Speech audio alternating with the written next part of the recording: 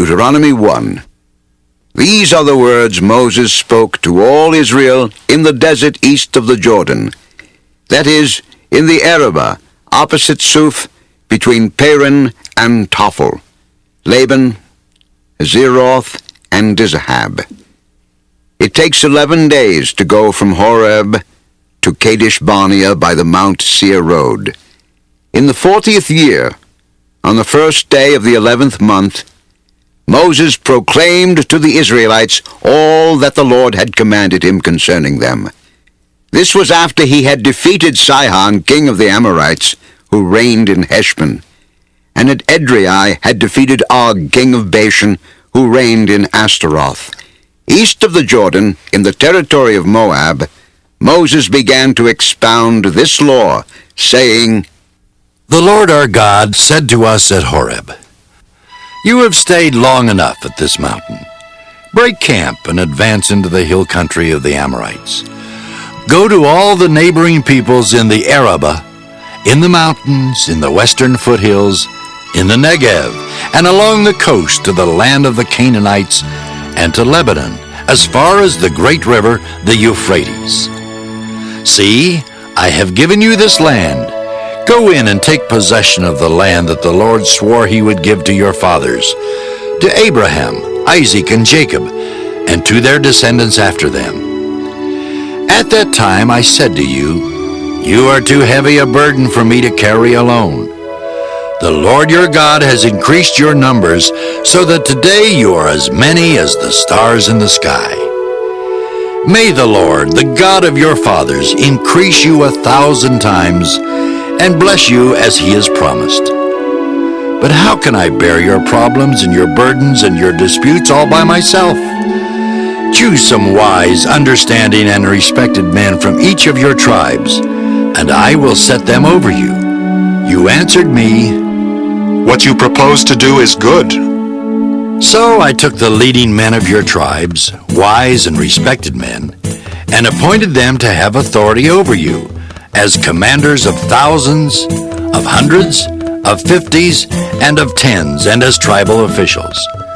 And I charged your judges at that time, Hear the disputes between your brothers and judge fairly, whether the case is between brother Israelites or between one of them and an alien.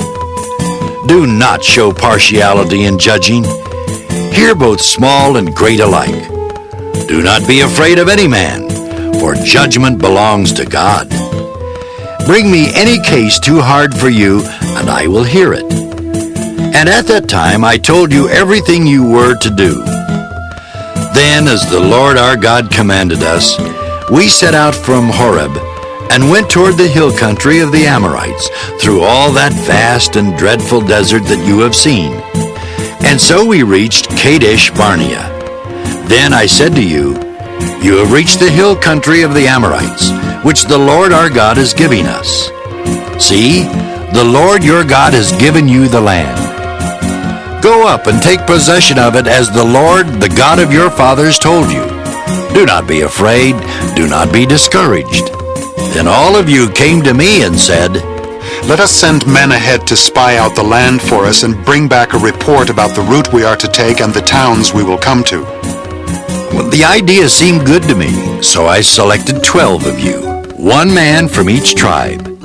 They left and went up into the hill country and came to the valley of Eshcol and explored it. Taking with them some of the fruit of the land, they brought it down to us and reported, It is a good land that the Lord our God is giving us.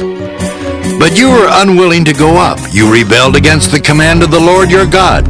You grumbled in your tents and said, The Lord hates us, so he brought us out of Egypt to deliver us into the hands of the Amorites to destroy us. Where can we go? Our brothers have made us lose heart. They say the people are stronger and taller than we are. The cities are large, with walls up to the sky. We even saw the Anakites there. Then I said to you, Do not be terrified. Do not be afraid of them. The Lord your God, who is going before you, will fight for you as he did for you in Egypt, before your very eyes, and in the desert. There you saw how the Lord your God carried you as a father carries his son, all the way you went until you reached this place. In spite of this, you did not trust in the Lord your God, who went ahead of you on your journey, in fire by night and in a cloud by day, to search out places for you to camp and to show you the way you should go. When the Lord heard what you said, he was angry and solemnly swore, Not a man of this evil generation shall see the good land I swore to give your forefathers, except Caleb, son of Jephunneh. He will see it, and I will give him and his descendants the land he set his feet on, because he followed the Lord wholeheartedly.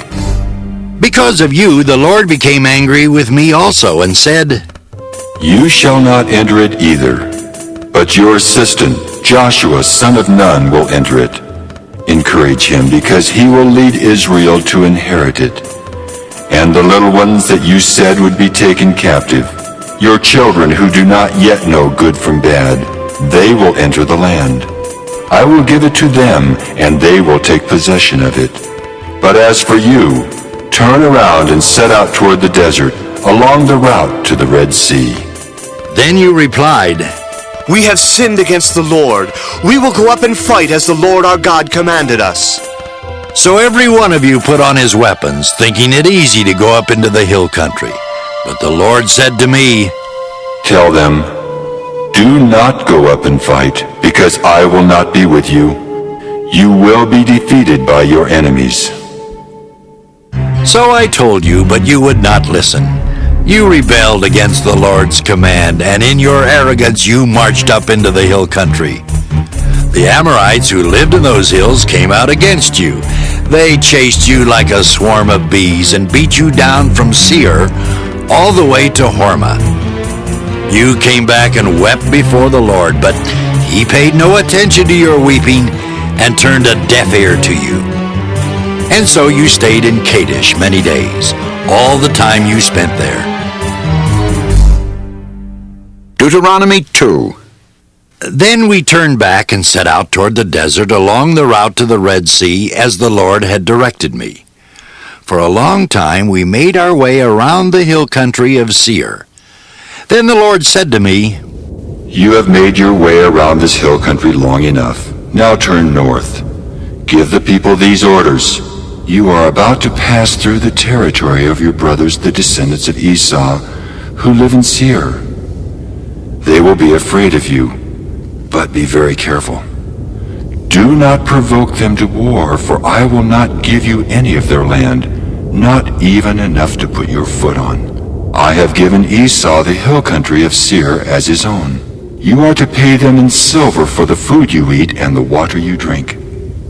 The Lord your God has blessed you in all the work of your hands.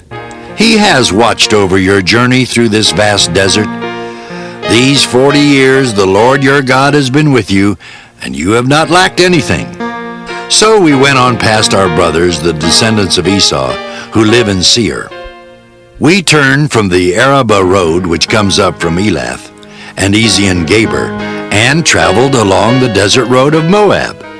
Then the Lord said to me, Do not harass the Moabites or provoke them to war, for I will not give you any part of their land. I have given Ar to the descendants of Lot as a possession. The Emites used to live there, a people strong and numerous, and as tall as the Anakites.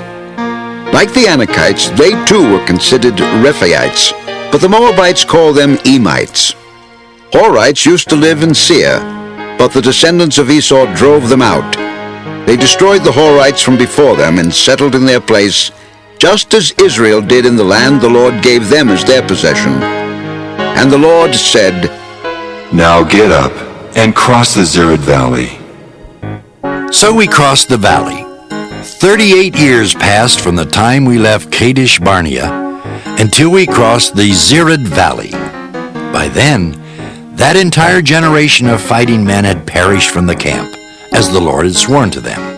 The Lord's hand was against them until he had completely eliminated them from the camp. Now when the last of these fighting men among the people had died, the Lord said to me, Today you are to pass by the region of Moab at Ar. When you come to the Ammonites, Do not harass them or provoke them to war, for I will not give you possession of any land belonging to the Ammonites. I have given it as a possession to the descendants of Lot. That too was considered a land of the Rephaites, who used to live there. But the Ammonites called them Zamzummites.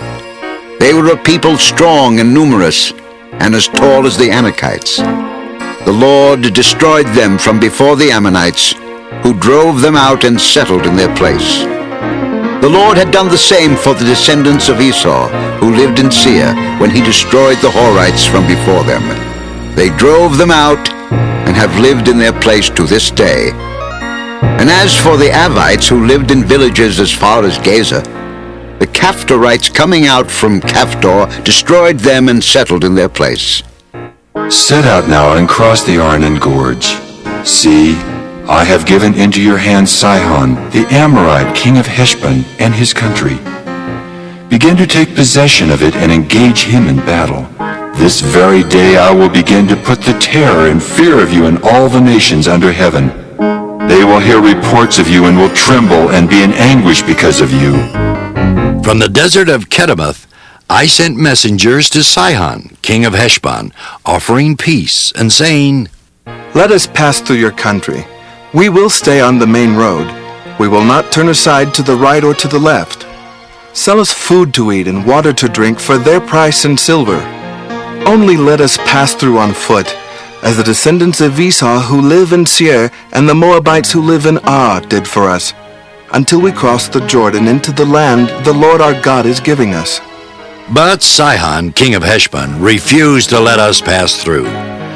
For the Lord your God had made his spirit stubborn and his heart obstinate, in order to give him into your hands, as he has now done. The Lord said to me, See, I have begun to deliver Sihon and his country over to you. Now begin to conquer and possess his land. When Sihon and all his army came out to meet us in battle at Jahaz, the Lord our God delivered him over to us, and we struck him down, together with his sons and his whole army. At that time we took all his towns and completely destroyed them, men, women, and children. We left no survivors. But the livestock and the plunder from the towns we had captured, we carried off for ourselves.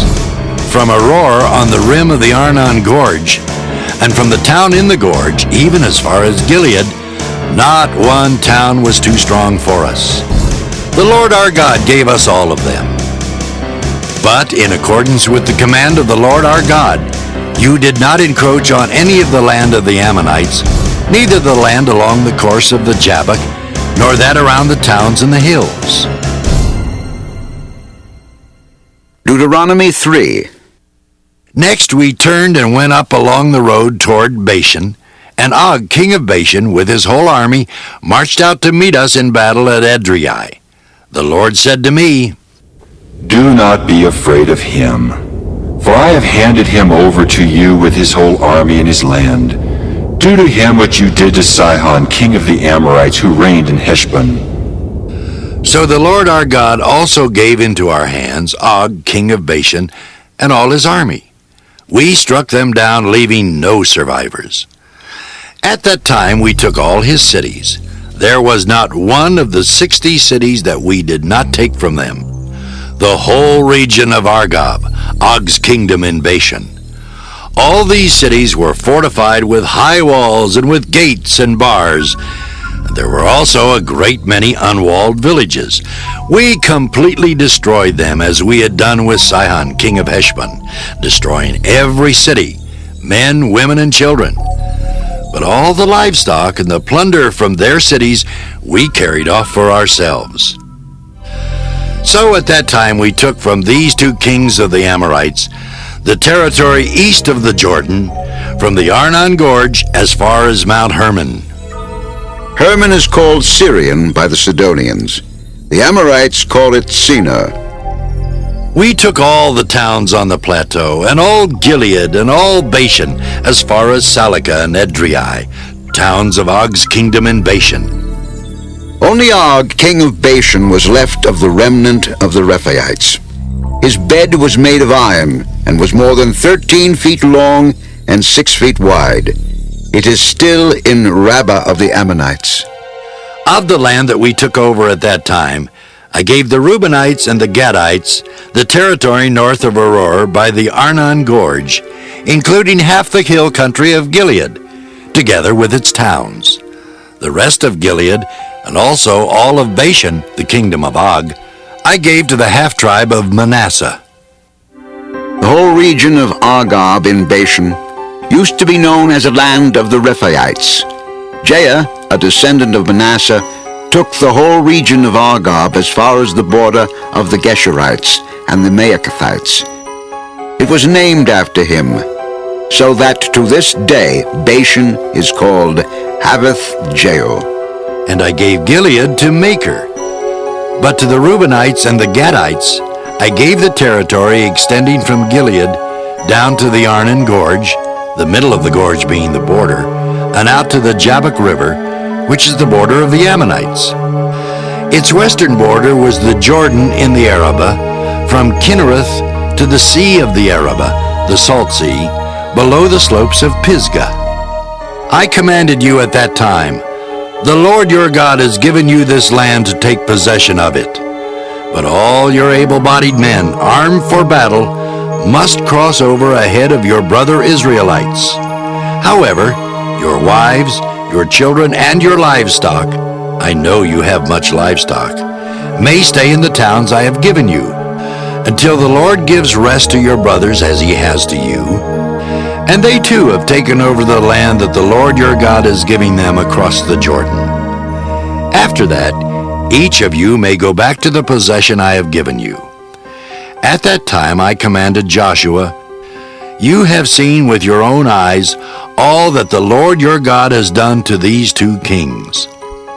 The Lord will do the same to all the kingdoms over there where you are going. Do not be afraid of them. The Lord your God himself will fight for you.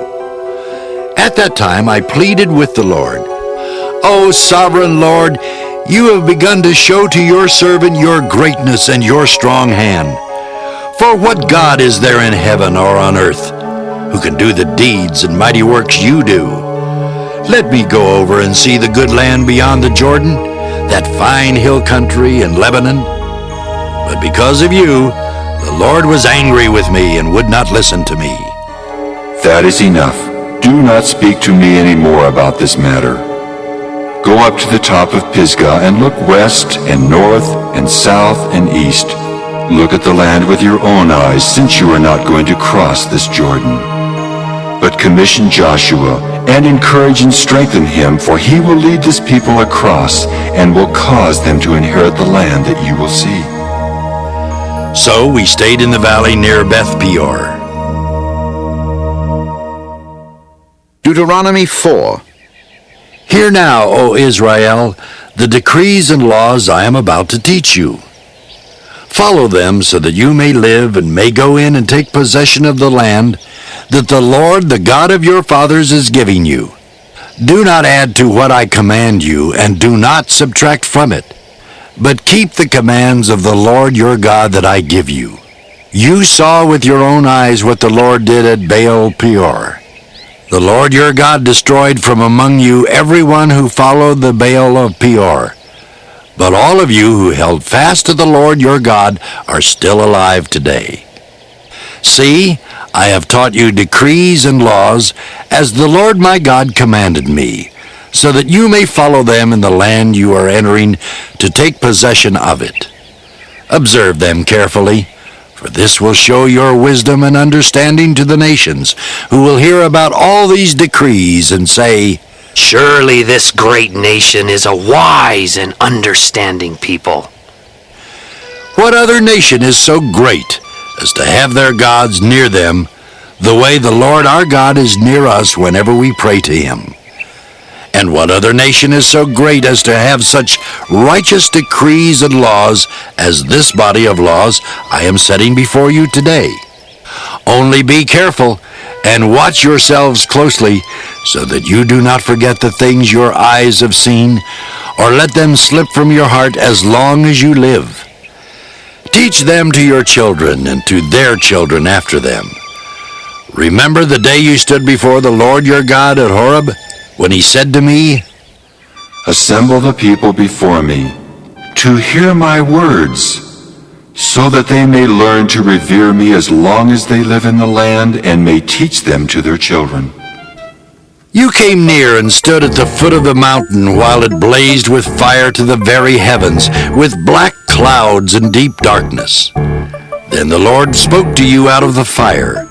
You heard the sound of words, but saw no form. There was only a voice. He declared to you his covenant, the 10 Commandments, which he commanded you to follow, and then wrote them on 2 stone tablets. And the Lord directed me at that time to teach you the decrees and laws you are to follow in the land that you are crossing the Jordan to possess. You saw no form of any kind the day the Lord spoke to you at Horeb out of the fire. Therefore watch yourselves very carefully, so that you do not become corrupt and make for yourselves an idol, an image of any shape, whether formed like a man or a woman, or like any animal on earth, or any bird that flies in the air, or like any creature that moves along the ground, or any fish in the waters below. And when you look up to the sky and see the sun, the moon, and the stars, all the heavenly array, do not be enticed into bowing down to them and worshiping things the Lord your God has apportioned to all the nations under heaven. But as for you, the Lord took you and brought you out of the iron smelting furnace, out of Egypt, to be the people of his inheritance, as you now are.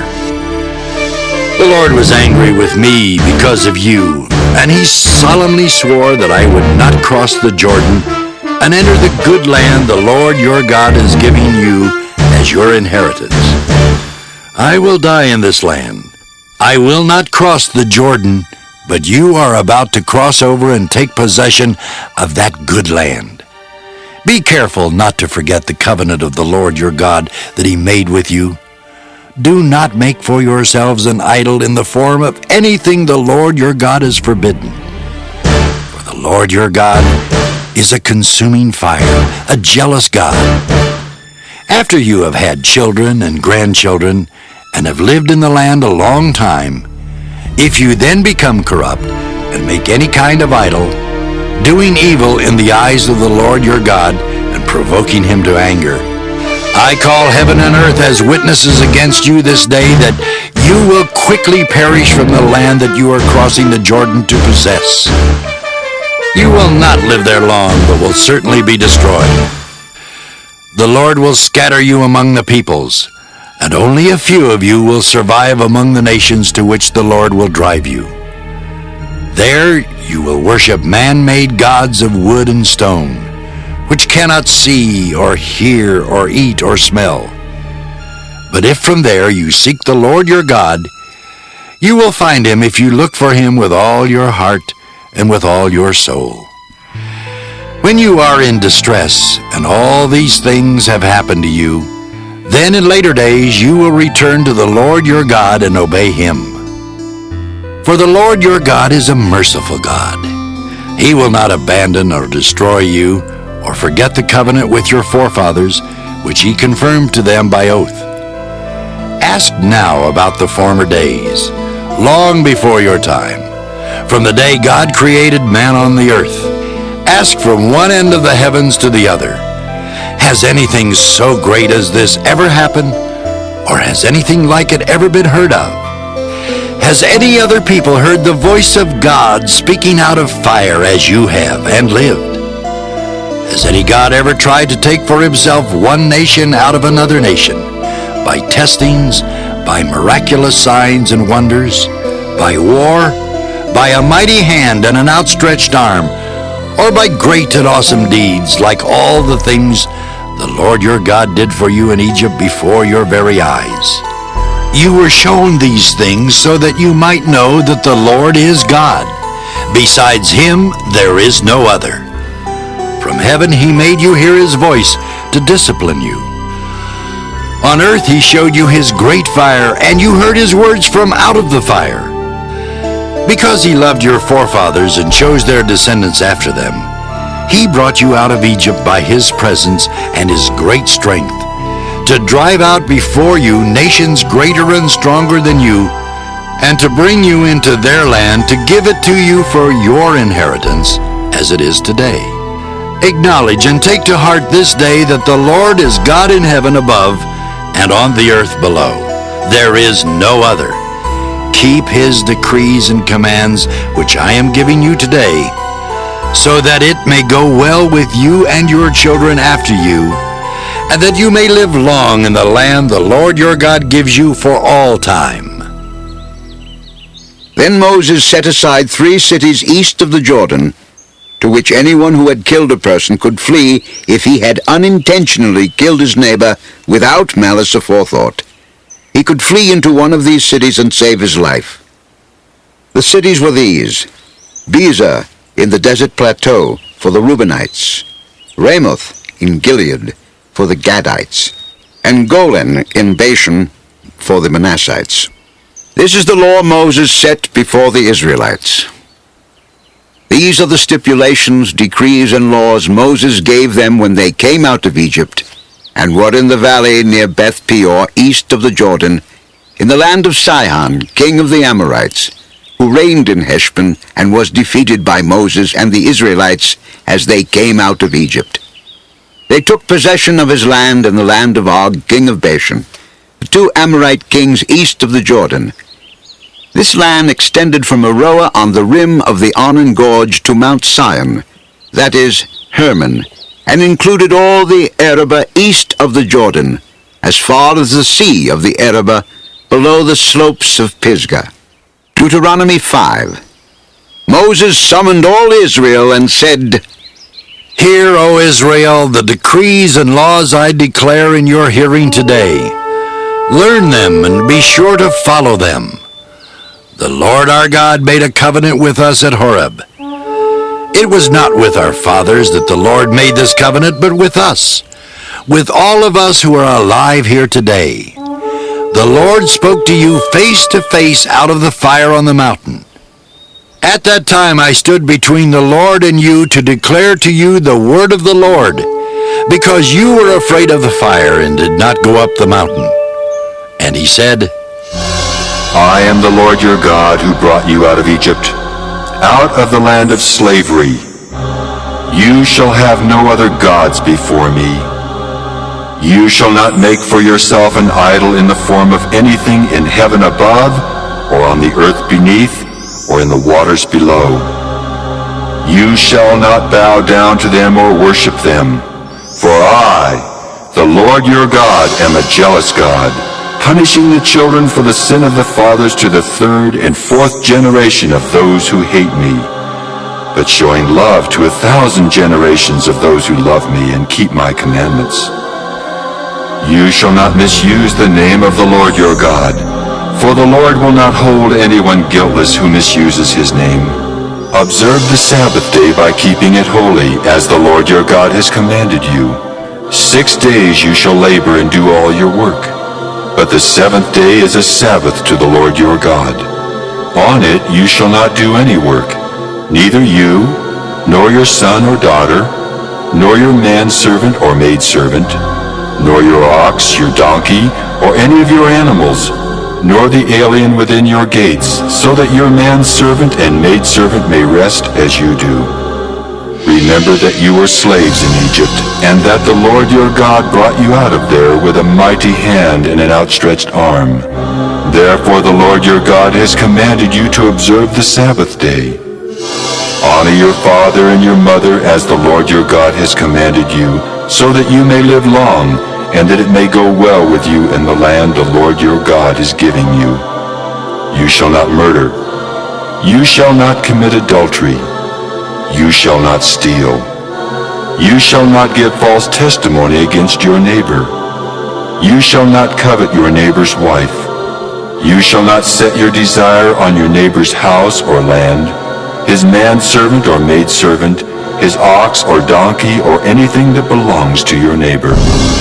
These are the commandments the Lord proclaimed in a loud voice to your whole assembly there on the mountain from out of the fire, the cloud, and the deep darkness. and he added nothing more. Then he wrote them on 2 stone tablets and gave them to me. When you heard the voice out of the darkness, while the mountain was ablaze with fire, all the leading men of your tribes and your elders came to me. And you said, The Lord our God has shown us his glory and his majesty, and we have heard his voice from the fire.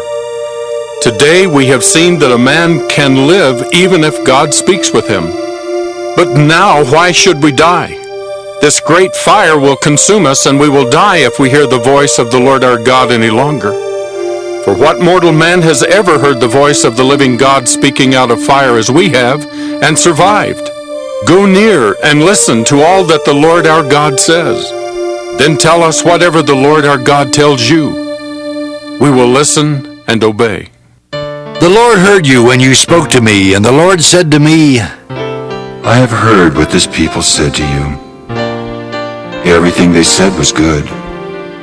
Oh, that their hearts would be inclined to fear me, and keep all my commands always, so that it might go well with them and their children forever.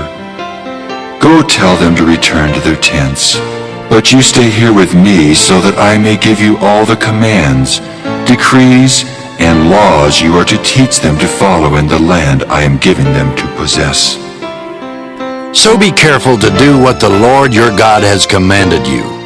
Do not turn aside to the right or to the left.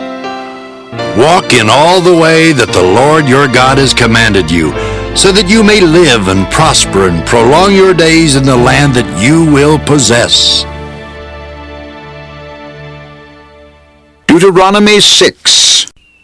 These are the commands, decrees, and laws the Lord your God directed me to teach you to observe in the land that you are crossing the Jordan to possess, so that you, your children, and their children after them may fear the Lord your God as long as you live by keeping all his decrees and commands that I give you, and so that you may enjoy long life. Hear, O Israel, and be careful to obey, so that it may go well with you, and that you may increase greatly in a land flowing with milk and honey, just as the Lord, the God of your fathers, promised you. Hear, O Israel, the Lord our God, the Lord is one. Love the Lord your God with all your heart and with all your soul and with all your strength. These commandments that I give you today are to be upon your hearts. Impress them on your children. Talk about them when you sit at home and when you walk along the road, when you lie down and when you get up. Tie them as symbols on your hands and bind them on your foreheads. Write them on the doorframes of your houses and on your gates. When the Lord your God brings you into the land he swore to your fathers, to Abraham, Isaac, and Jacob, to give you, a land with large, flourishing cities you did not build, houses filled with all kinds of good things you did not provide, wells you did not dig, and vineyards and olive groves you did not plant. Then when you eat and are satisfied, be careful that you do not forget the Lord, who brought you out of Egypt, out of the land of slavery. Fear the Lord your God, serve him only, and take your oaths in his name. Do not follow other gods, the gods of the peoples around you, for the Lord your God, who is among you, is a jealous God, and his anger will burn against you, and he will destroy you from the face of the land. Do not test the Lord your God as you did at Massah. Be sure to keep the commands of the Lord your God, the stipulations and decrees he has given you. Do what is right and good in the Lord's sight, so that it may go well with you, and you may go in and take over the good land that the Lord promised on oath to your forefathers, thrusting out all your enemies before you, as the Lord said. In the future, when your son asks you, What is the meaning of the stipulations, decrees, and laws the Lord our God has commanded you? tell him, We were slaves of Pharaoh in Egypt, but the Lord brought us out of Egypt with a mighty hand. Before our eyes the Lord sent miraculous signs and wonders, great and terrible, upon Egypt and Pharaoh and his whole household. But he brought us out from there to bring us in and give us the land that he promised on oath to our forefathers. The Lord commanded us to obey all these decrees and to fear the Lord our God, so that we might always prosper and be kept alive, as is the case today. And if we are careful to obey all this law before the Lord our God, as he has commanded us, that will be our righteousness. Deuteronomy 7. When the Lord your God brings you into the land you are entering to possess, and drives out before you many nations, the Hittites, Girgashites, Amorites, Canaanites, Perizzites, Hivites, and Jebusites, 7 nations larger and stronger than you. And when the Lord your God has delivered them over to you, and you have defeated them, then you must destroy them totally. Make no treaty with them, and show them no mercy. Do not intermarry with them. Do not give your daughters to their sons, or take their daughters for your sons, for they will turn your sons away from following me to serve other gods, and the Lord's anger will burn against you and will quickly destroy you. This is what you are to do to them. Break down their altars, smash their sacred stones, cut down their Asherah poles, and burn their idols in the fire. For you are a people holy to the Lord your God. The Lord your God has chosen you out of all the peoples on the face of the earth to be his people, his treasured possession. The Lord did not set his affection on you and choose you because you were more numerous than other peoples, for you were the fewest of all peoples. But it was because the Lord loved you and kept the oath he swore to your forefathers that he brought you out with a mighty hand and redeemed you from the land of slavery, from the power of Pharaoh, king of Egypt. Know therefore that the Lord your God is God. He is the faithful God, keeping his covenant of love to 1,000 generations of those who love him and keep his commands. But those who hate him he will repay to their face by destruction. He will not be slow to repay to their face those who hate him. Therefore, take care to follow the commands, decrees, and laws I give you today. If you pay attention to these laws and are careful to follow them, then the Lord your God will keep his covenant of love with you as he swore to your forefathers. He will love you and bless you and increase your numbers. He will bless the fruit of your womb, the crops of your land, your grain, new wine and oil, the calves of your herds, and the lambs of your flocks in the land that he swore to your forefathers to give you. You will be blessed more than any other people. None of your men or women will be childless, nor any of your livestock without young. The Lord will keep you free from every disease. He will not inflict on you the horrible diseases you knew in Egypt, but he will inflict them on all who hate you. You must destroy all the peoples the Lord your God gives over to you. Do not look on them with pity, and do not serve their gods, for that will be a snare to you. You may say to yourselves, "These nations are stronger than we are. How can we drive them out?" But do not be afraid of them. Remember well what the Lord your God did to Pharaoh and to all Egypt. You saw with your own eyes the great trials, the miraculous signs and wonders, the mighty hand and outstretched arm, with which the Lord your God brought you out. The Lord your God will do the same to all the peoples you now fear. Moreover, the Lord your God will send the hornet among them until even the survivors who hide from you have perished. Do not be terrified by them, for the Lord your God, who is among you, is a great and awesome God. The Lord your God will drive out those nations before you, little by little. You will not be allowed to eliminate them all at once, or the wild animals will multiply around you. But the Lord your God will deliver them over to you, throwing them into great confusion until they are destroyed. He will give their kings into your hand, and you will wipe out their names from under heaven. No one will be able to stand up against you. You will destroy them. The images of their gods you are to burn in the fire. Do not covet the silver and gold on them, and do not take it for yourselves, or you will be ensnared by it, for it is detestable to the Lord your God. Do not bring a detestable thing into your house, or you, like it, will be set apart for destruction. Utterly abhor and detest it, for it is set apart for destruction. Deuteronomy 8.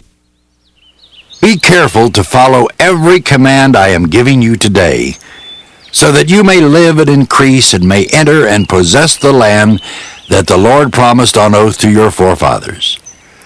Remember how the Lord your God led you all the way in the desert these 40 years, to humble you and to test you in order to know what was in your heart, whether or not you would keep his commands. He humbled you, causing you to hunger, and then feeding you with manna, which neither you nor your fathers had known, to teach you that man does not live on bread alone, but on every word that comes from the mouth of the Lord. Your clothes did not wear out, and your feet did not swell during these 40 years. Know then in your heart that as a man disciplines his son, so the Lord your God disciplines you. Observe the commands of the Lord your God, walking in his ways and revering him. For the Lord your God is bringing you into a good land, a land with streams and pools of water, with springs flowing in the valleys and hills, a land with wheat and barley, vines and fig trees, pomegranates, olive oil and honey, a land where bread will not be scarce and you will lack nothing, a land where the rocks are iron and you can dig copper out of the hills. When you have eaten and are satisfied, praise the Lord your God for the good land he has given you. Be careful that you do not forget the Lord your God, failing to observe his commands, his laws, and his decrees that I am giving you this day.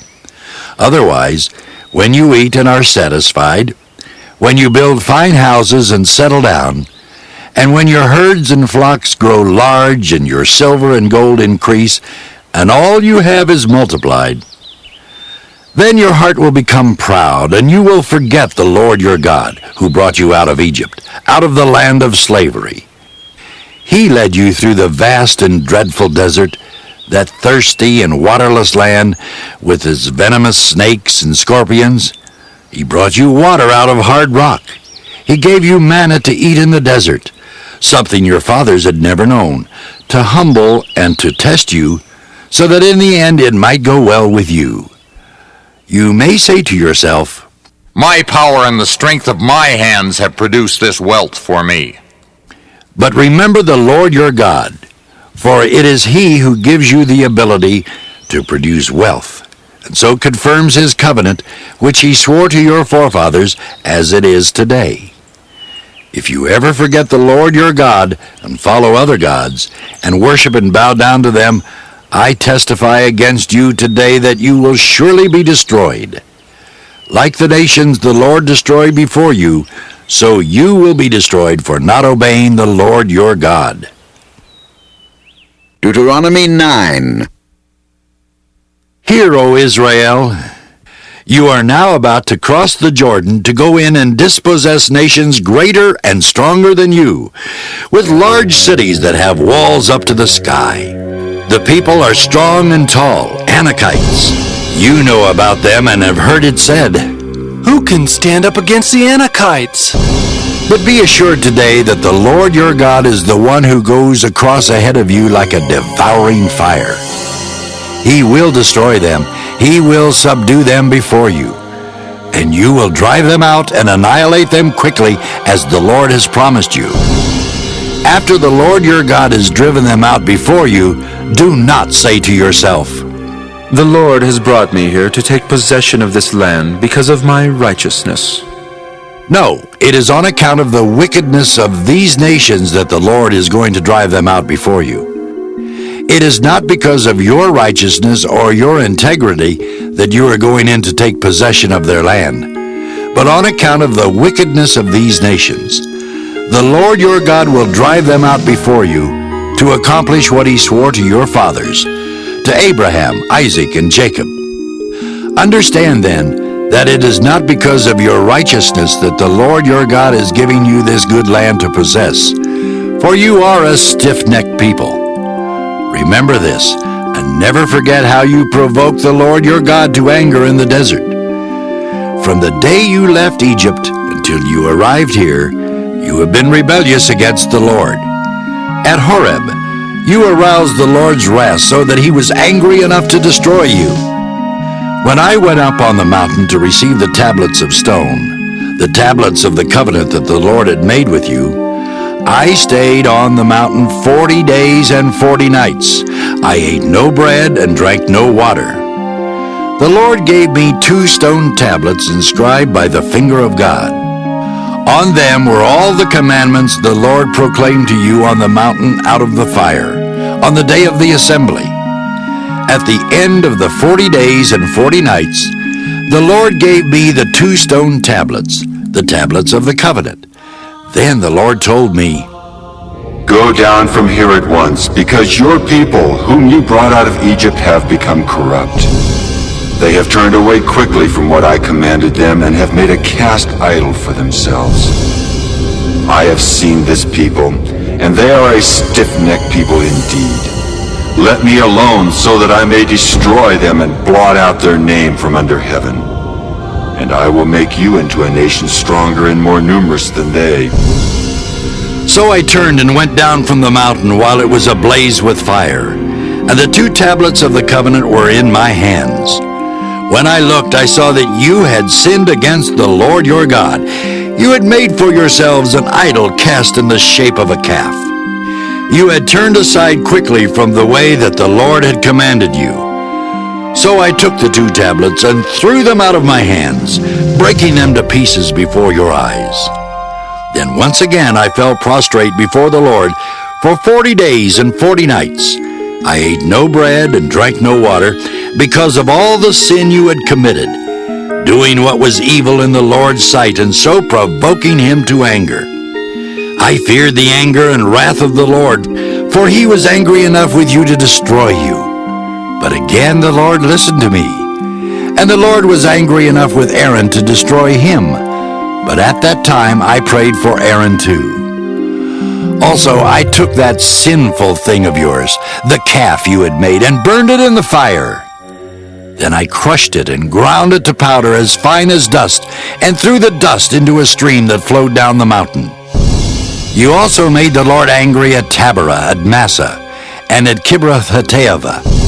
And when the Lord sent you out from Kadesh Barnea, he said, Go up and take possession of the land I have given you. But you rebelled against the command of the Lord your God. You did not trust him or obey him. You have been rebellious against the Lord ever since I have known you. I lay prostrate before the Lord those 40 days and 40 nights, because the Lord had said he would destroy you. I prayed to the Lord and said, O sovereign Lord, do not destroy your people, your own inheritance that you redeemed by your great power and brought out of Egypt with a mighty hand. Remember your servants, Abraham, Isaac, and Jacob. Overlook the stubbornness of this people, their wickedness and their sin. Otherwise, the country from which you brought us will say, because the Lord was not able to take them into the land he had promised them, and because he hated them, he brought them out to put them to death in the desert. But they are your people, your inheritance that you brought out by your great power and your outstretched arm. Deuteronomy 10. At that time the Lord said to me, Chisel out 2 stone tablets like the first ones, and come up to me on the mountain. Also make a wooden chest. I will write on the tablets the words that were on the first tablet which you broke. Then you are to put them in the chest. So I made the ark out of acacia wood and chiseled out 2 stone tablets like the first ones. And I went up on the mountain with the 2 tablets in my hands. The Lord wrote on these tablets what he had written before, the 10 Commandments he had proclaimed to you on the mountain, out of the fire, on the day of the assembly. And the Lord gave them to me. Then I came back down the mountain and put the tablets in the ark I had made, as the Lord commanded me, and they are there now. The Israelites traveled from the wells of the Jaakanites to Mosera. There Aaron died and was buried, and Eleazar his son succeeded him as priest. From there they traveled to Gudgoda and on to Jotbatha, a land with streams of water. At that time the Lord set apart the tribe of Levi to carry the ark of the covenant of the Lord, to stand before the Lord to minister and to pronounce blessings in his name, as they still do today. That is why the Levites have no share or inheritance among their brothers. The Lord is their inheritance, as the Lord your God told them. Now I had stayed on the mountain 40 days and nights, as I did the first time, and the Lord listened to me at this time also.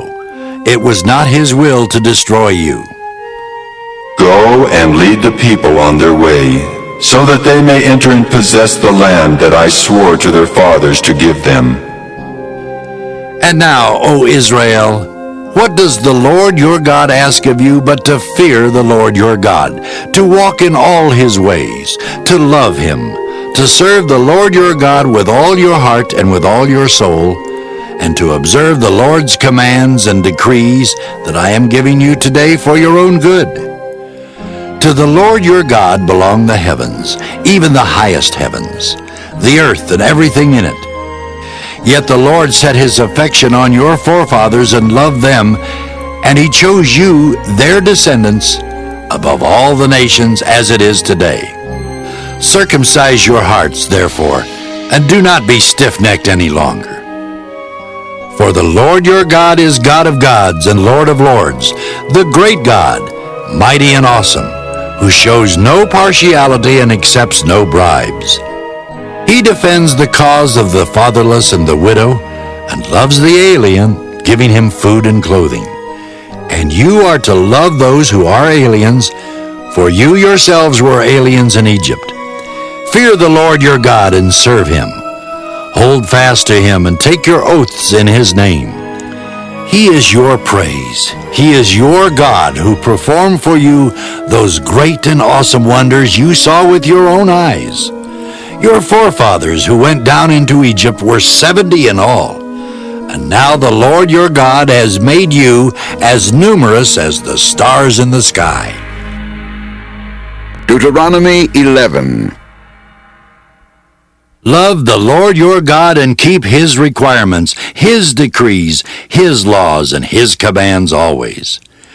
Remember today that your children were not the ones who saw and experienced the discipline of the Lord your God, his majesty, his mighty hand, his outstretched arm, the signs he performed and the things he did in the heart of Egypt, both to Pharaoh, king of Egypt, and to his whole country, what he did to the Egyptian army, to its horses and chariots, how he overwhelmed them with the waters of the Red Sea as they were pursuing you, and how the Lord brought lasting ruin on them.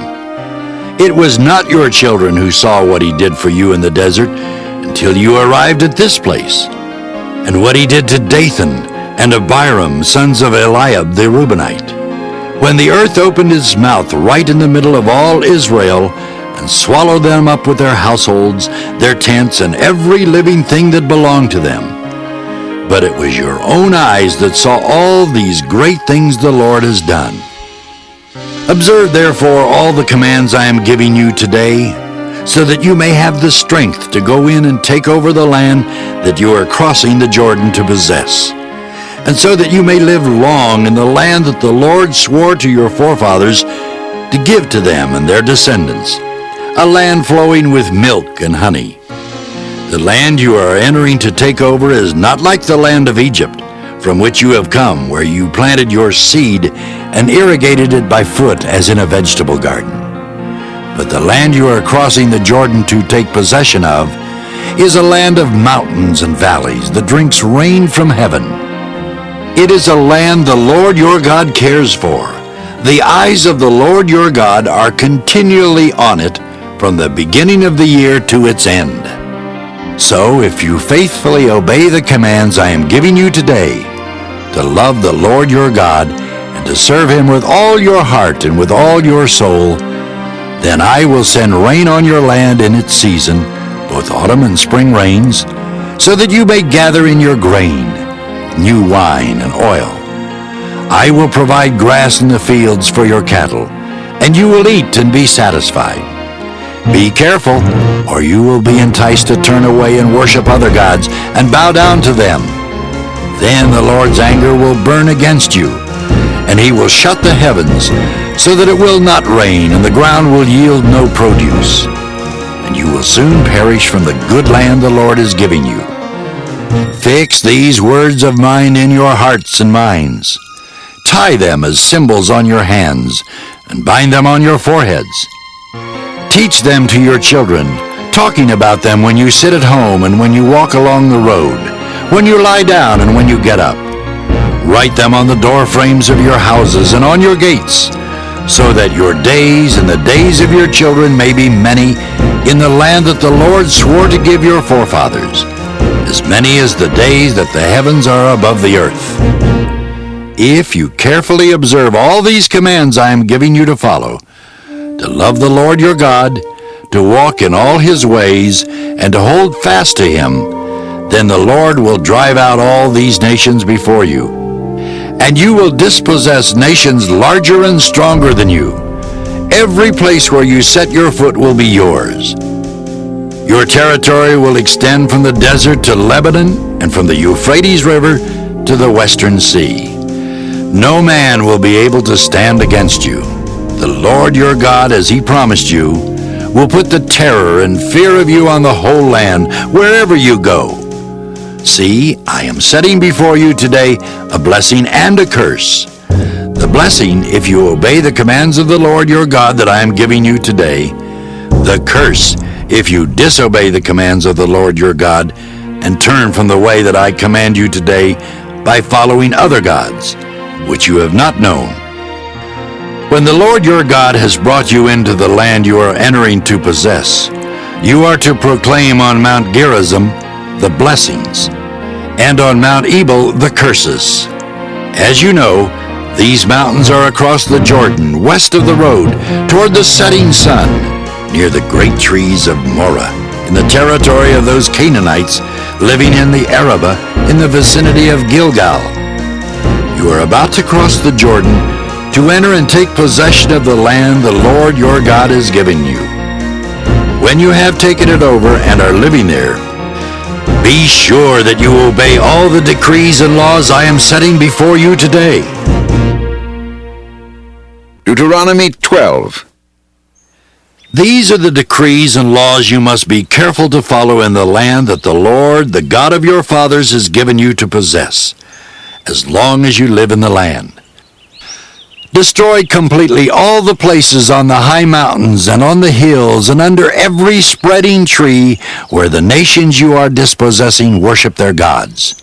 Break down their altars, smash their sacred stones, and burn their Asherah poles in the fire. Cut down the idols of their gods and wipe out their names from those places. You must not worship the Lord your God in their way, but you are to seek the place the Lord your God will choose from among all your tribes to put his name there for his dwelling. To that place you must go. There, bring your burnt offerings and sacrifices, your tithes and special gifts, what you have vowed to give, and your free will offerings, and the firstborn of your herds and flocks. There, in the presence of the Lord your God, you and your family shall eat and shall rejoice in everything you have put your hand to, because the Lord your God has blessed you. You are not to do as we do here today, everyone as he sees fit, since you have not yet reached the resting place and the inheritance the Lord your God is giving you. But you will cross the Jordan and settle in the land the Lord your God is giving you as an inheritance. And he will give you rest from all your enemies around you, so that you will live in safety. Then to the place the Lord your God will choose as a dwelling for his name, there you are to bring everything I command you.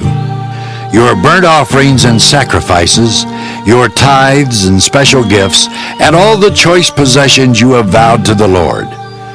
And there rejoice before the Lord your God, you, your sons and daughters, your men servants and maidservants, and the Levites from your towns, who have no allotment or inheritance of their own. Be careful not to sacrifice your burnt offerings anywhere you please. Offer them only at the place the Lord will choose in one of your tribes. There observe everything I command you. Nevertheless, you may slaughter your animals in any of your towns and eat as much of the meat as you want, as if it were gazelle or deer, according to the blessing the Lord your God gives you. Both the ceremonially unclean and the clean may eat. But you must not eat the blood. Pour it out on the ground like water. You must not eat in your own towns the tithe of your grain and new wine and oil, or the firstborn of your herds and flocks, or whatever you have vowed to give, or your freewill offerings or special gifts. Instead, you are to eat them in the presence of the Lord your God at the place the Lord your God will choose. You, your sons and daughters, your men servants and maidservants, and the Levites from your towns. And you are to rejoice before the Lord your God in everything you put your hand to. Be careful not to neglect the Levites as long as you live in your land. When the Lord your God has enlarged your territory as he promised you, and you crave meat and say, "I would like some meat," then you may eat as much of it as you want. If the place where the Lord your God chooses to put his name is too far away from you, you may slaughter animals from the herds and flocks the Lord has given you, as I have commanded you, and in your own towns you may eat as much of them as you want. Eat them as you would gazelle or deer. Both the ceremonially unclean and the clean may eat. But be sure you do not eat the blood, because the blood is the life, and you must not eat the life with the meat. You must not eat the blood. Pour it out on the ground like water. Do not eat it, so that it may go well with you and your children after you, because you will be doing what is right in the eyes of the Lord. But take your consecrated things and whatever you have vowed to give, and go to the place the Lord will choose. Present your burnt offerings on the altar of the Lord your God, both the meat and the blood. The blood of your sacrifices must be poured beside the altar of the Lord your God, but you may eat the meat. Be careful to obey all these regulations I am giving you, so that it may always go well with you and your children after you, because you will be doing what is good and right in the eyes of the Lord your God. The Lord your God will cut off before you the nations you are about to invade and dispossess. But when you have driven them out and settled in their land, and after they have been destroyed before you, be careful not to be ensnared by inquiring about their gods, saying, "How do these nations serve their gods? We will do the same." You must not worship the Lord your God in their way, because in worshiping their gods, they do all kinds of detestable things the Lord hates. They even burn their sons and daughters in the fire as sacrifices to their gods. See that you do all I command you. Do not add to it or take away from it. Deuteronomy 13. If a prophet, or one who foretells by dreams, appears among you, and announces to you a miraculous sign or wonder, and if the sign or wonder of which he has spoken takes place, and he says, "Let us follow other gods, gods you have not known, and let us worship them," you must not listen to the words of that prophet or dreamer. The Lord your God is testing you to find out whether you love him with all your heart and with all your soul.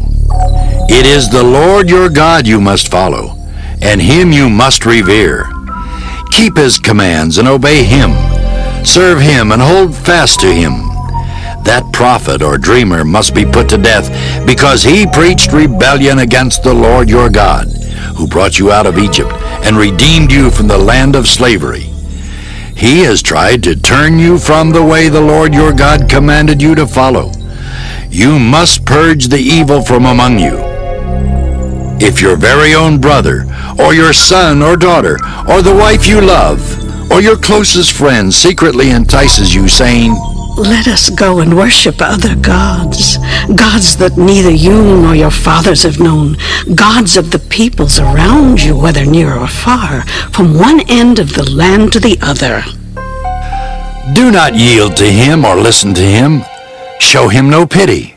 Do not spare him or shield him. You must certainly put him to death. Your hand must be the first in putting him to death, and then the hands of all the people. Stone him to death because he tried to turn you away from the Lord your God who brought you out of Egypt, out of the land of slavery. Then all Israel will hear and be afraid, and no one among you will do such an evil thing again. If you hear it said about one of the towns the Lord your God has given you to live in, that wicked men have arisen among you, and have led the people of their town astray, saying, "Let us go and worship other gods," gods you have not known, then you must inquire, probe, and investigate it thoroughly. And if it is true, and it has been proved that this detestable thing has been done among you, you must certainly put to the sword all who live in that town. Destroy it completely, both its people and its livestock. Gather all the plunder of the town into the middle of the public square, and completely burn the town and all its plunder as a whole burnt offering to the Lord your God. It is to remain a ruin forever, never to be rebuilt. None of those condemned things shall be found in your hands, so that the Lord will turn from his fierce anger. He will show you mercy, have compassion on you, and increase your numbers, as he promised on oath to your forefathers. Because you obey the Lord your God, keeping all his commands that I am giving you today, and doing what is right in his eyes. Deuteronomy 14. You are the children of the Lord your God. Do not cut yourselves or shave the front of your heads for the dead, for you are a people holy to the Lord your God. Out of all the peoples on the face of the earth, the Lord has chosen you to be his treasured possession. Do not eat any detestable thing. These are the animals you may eat: the ox, the sheep, the goat, the deer, the gazelle, the roe deer, the wild goat, the ibex, the antelope, and the mountain sheep. You may eat any animal that has a split hoof, divided in two, and that chews the cud. However, of those that chew the cud, or that have a split hoof completely divided, you may not eat the camel, the rabbit, or the coney. Although they chew the cud, they do not have a split hoof. They are ceremonially unclean for you. The pig is also unclean. Although it has a split hoof, it does not chew the cud. You are not to eat their meat or touch their carcasses. Of all the creatures living in the water, you may eat any that has fins and scales. But anything that does not have fins and scales you may not eat. For you it is unclean. You may eat any clean bird. But these you may not eat: the eagle, the vulture, the black vulture, the red kite, the black kite, any kind of falcon, any kind of raven, the horned owl, the screech owl, the gull, any kind of hawk, the little owl, the great owl, the white owl, the desert owl, the osprey, the cormorant, the stork, any kind of heron, the hoopoe, and the bat. All flying insects that swarm are unclean to you. Do not eat them. But any winged creature that is clean you may eat. Do not eat anything you find already dead. You may give it to an alien living in any of your towns, and he may eat it, or you may sell it to a foreigner. But you are a people holy to the Lord your God. Do not cook a young goat in its mother's milk. Be sure to set aside 1/10 of all that your fields produce each year. Eat the tithe of your grain, new wine and oil, and the firstborn of your herds and flocks in the presence of the Lord your God, at the place he will choose as a dwelling for his name, so that you may learn to revere the Lord your God always. But if that place is too distant, and you have been blessed by the Lord your God and cannot carry your tithe, because the place where the Lord will choose to put his name is so far away, then exchange your tithe for silver, and take the silver with you, and go to the place the Lord your God will choose. Use the silver to buy whatever you like, cattle, sheep, wine, or other fermented drink, or anything you wish. Then you and your household shall eat there in the presence of the Lord your God and rejoice. And do not neglect the Levites living in your towns, for they have no allotment or inheritance of their own.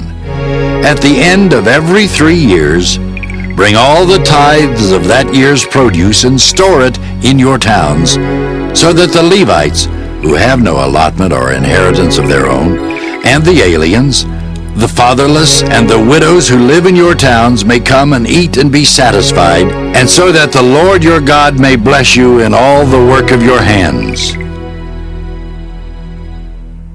Deuteronomy 15. At the end of every 7 years you must cancel debts. This is how it is to be done. Every creditor shall cancel the loan he has made to his fellow Israelite. He shall not require payment from his fellow Israelite or brother, because the Lord's time for canceling debts has been proclaimed. You may require payment from a foreigner, but you must cancel any debt your brother owes you.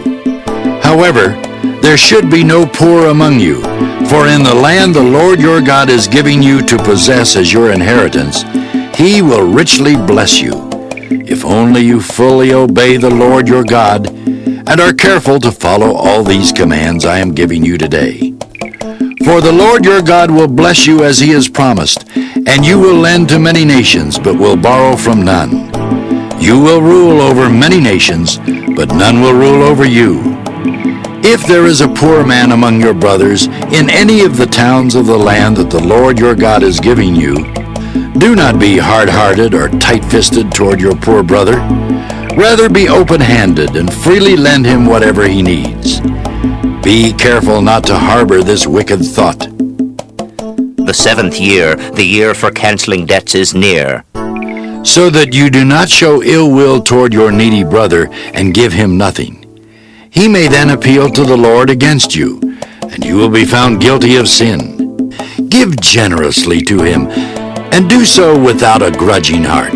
Then, because of this, the Lord your God will bless you in all your work and in everything you put your hand to. There will always be poor people in the land.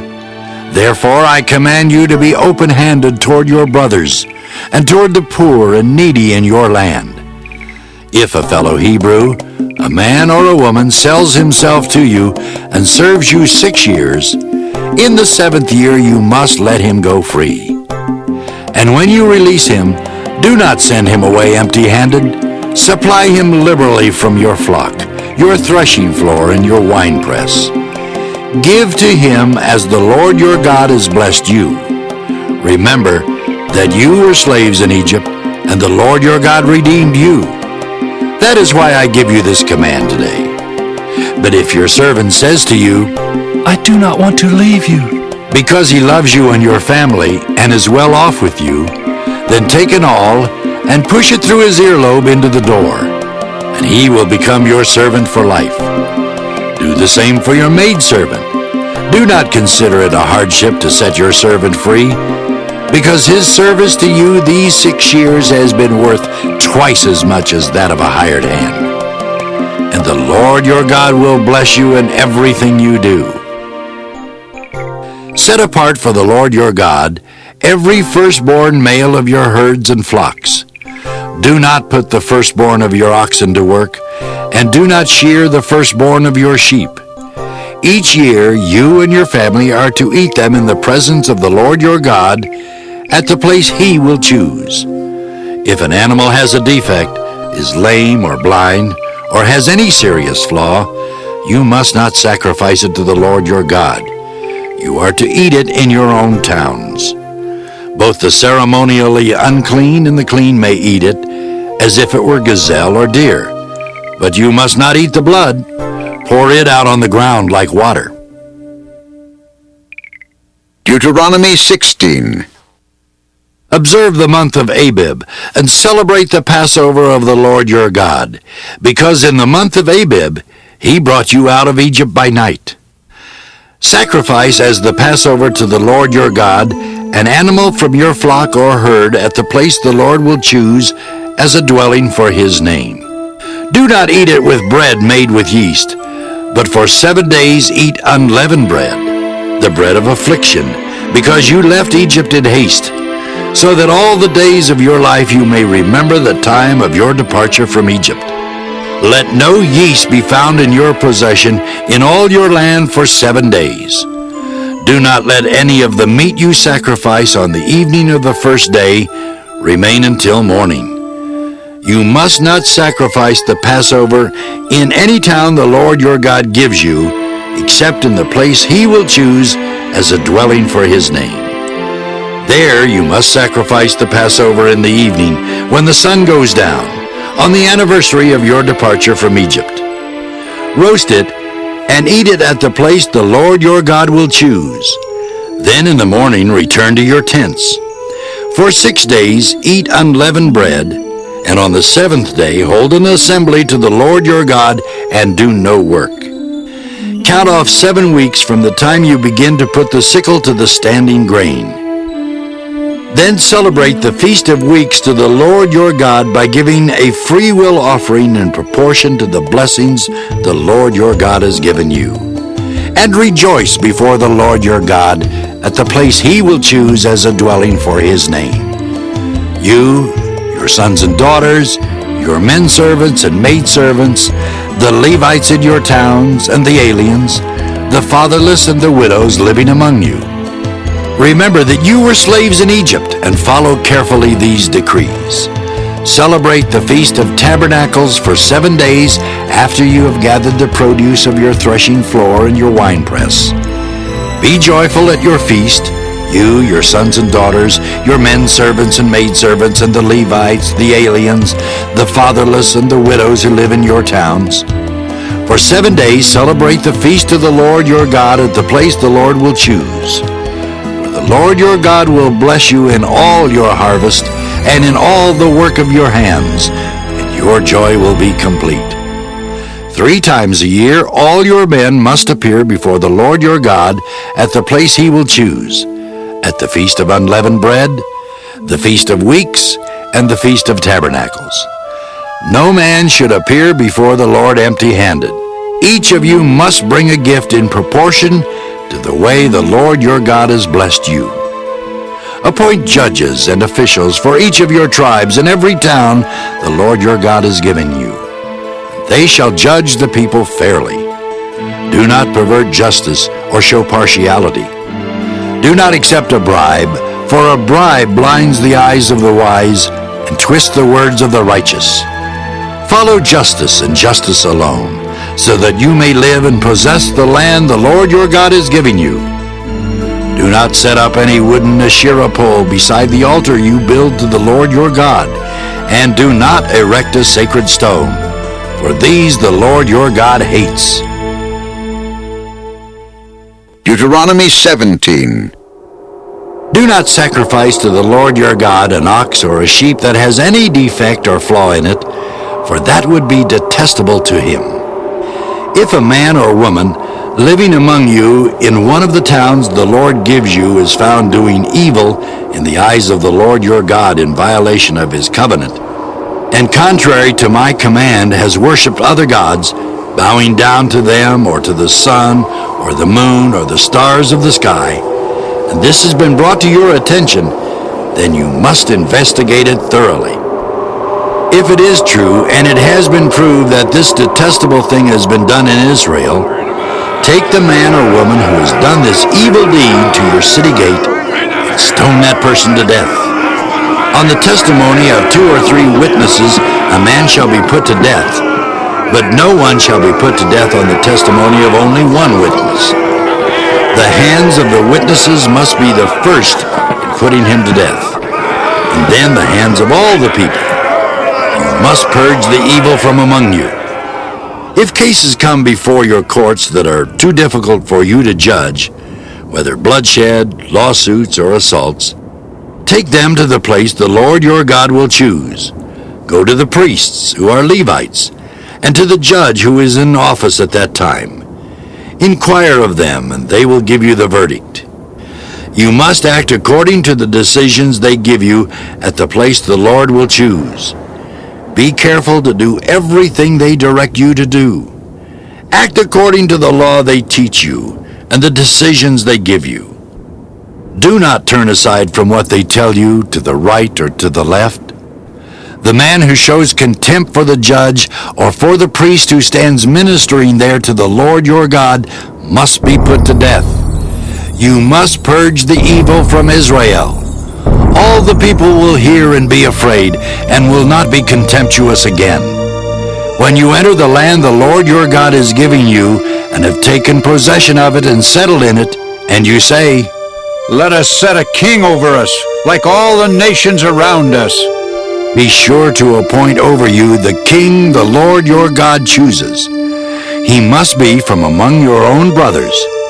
Do not place a foreigner over you, one who is not a brother Israelite. The king, moreover, must not acquire great numbers of horses for himself, or make the people return to Egypt to get more of them, for the Lord has told you, "You are not to go back that way again." He must not take many wives, or his heart will be led astray. He must not accumulate large amounts of silver and gold.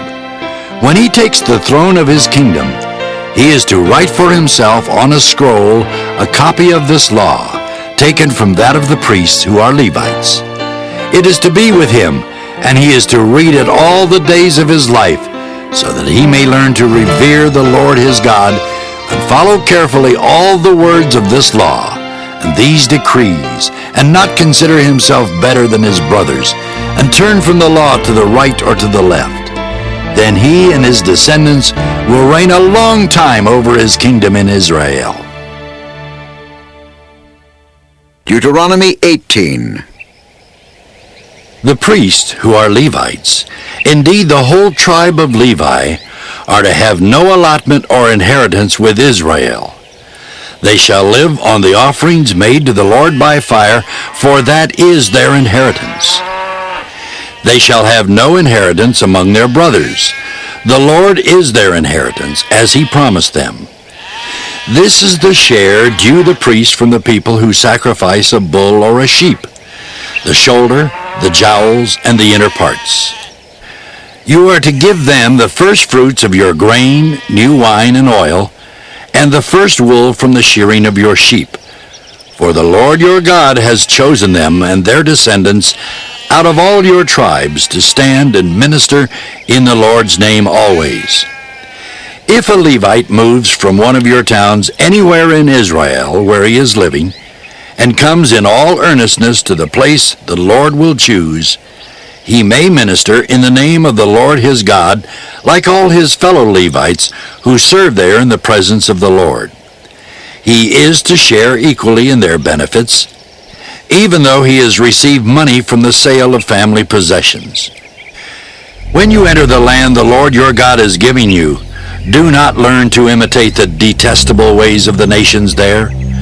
Let no one be found among you who sacrifices his son or daughter in the fire, who practices divination or sorcery, interprets omens, engages in witchcraft, or casts spells, or who is a medium or spiritist, or who consults the dead.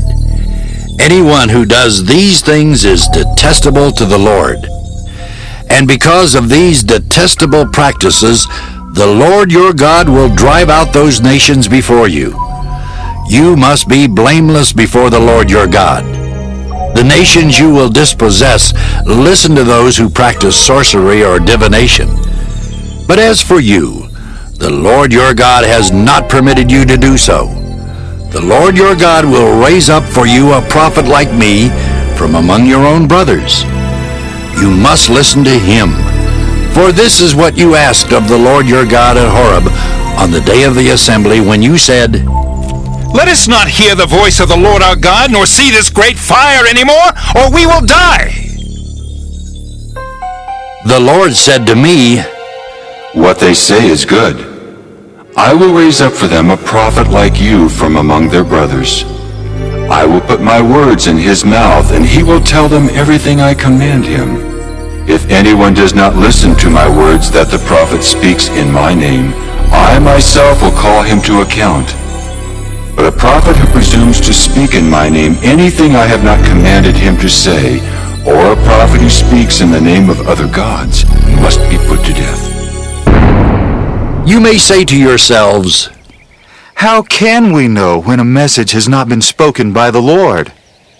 If what a prophet proclaims in the name of the Lord does not take place or come true, that is a message the Lord has not spoken.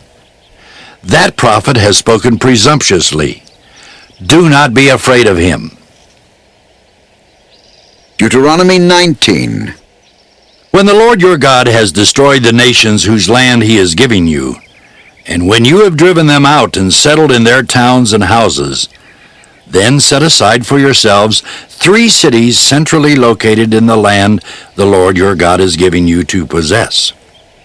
Build roads to them and divide into 3 parts the land the Lord your God is giving you as an inheritance, so that anyone who kills a man may flee there.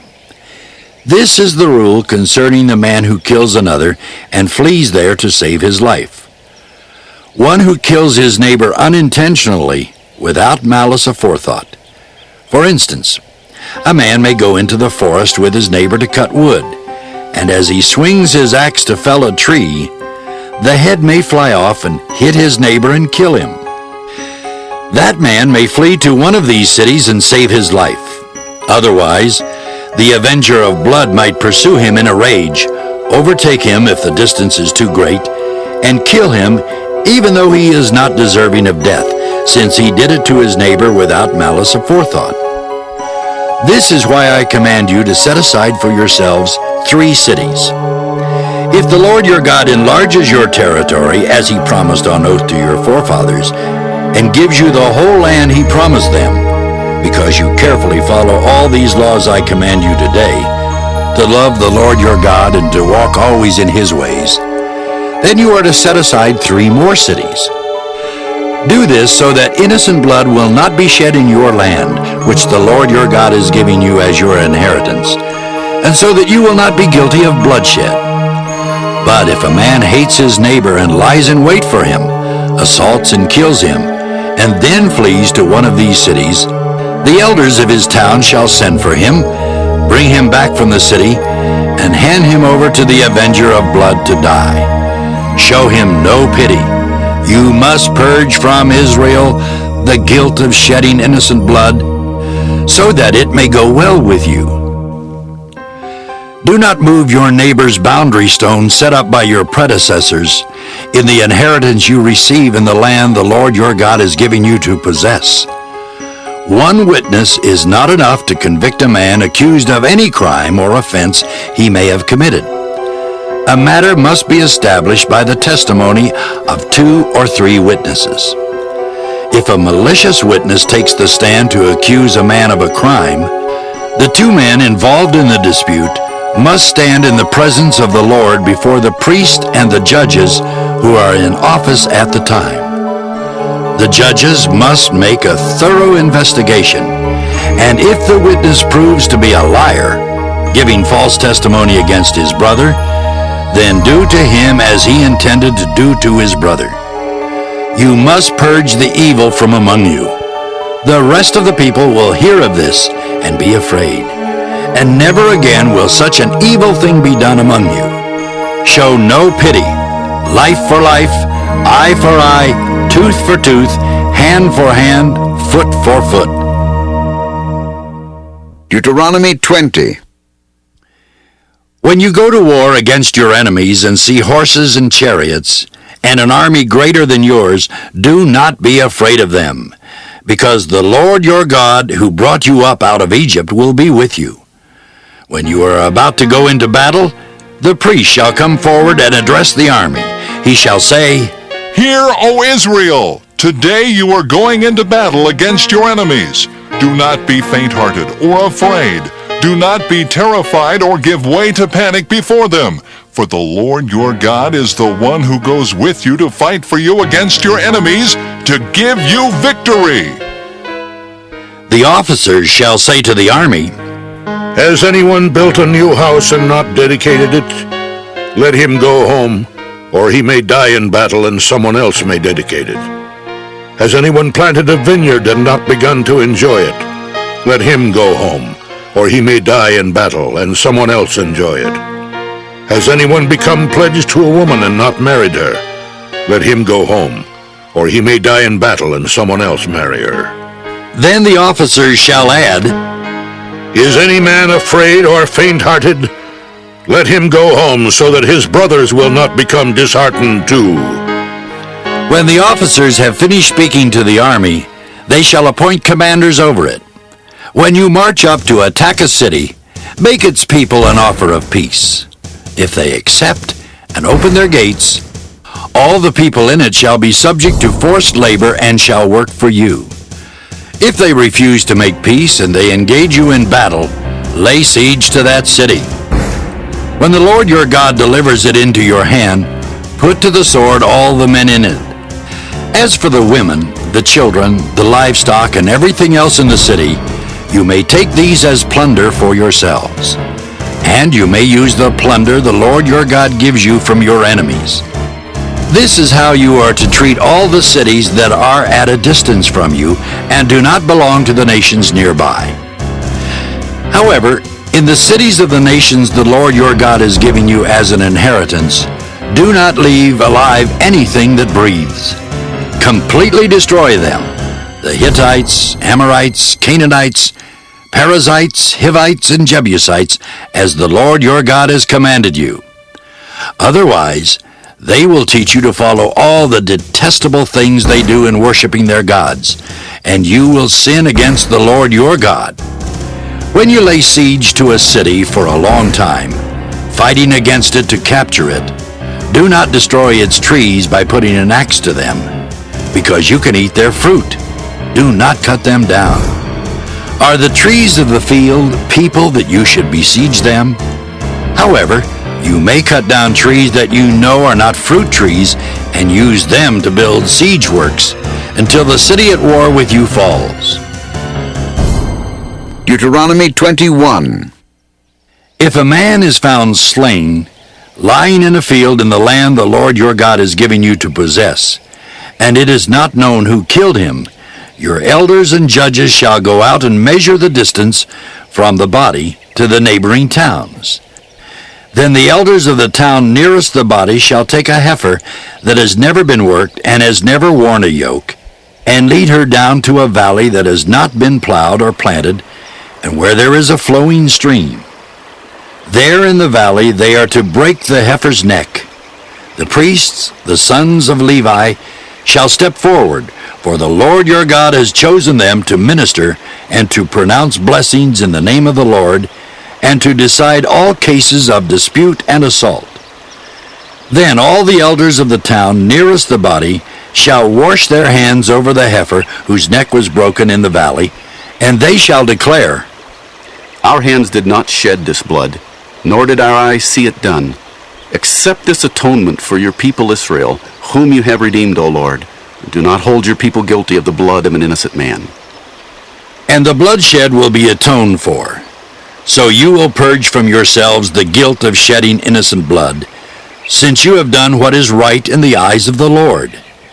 When you go to war against your enemies, and the Lord your God delivers them into your hands, and you take captives, if you notice among the captives a beautiful woman, and are attracted to her, you may take her as your wife.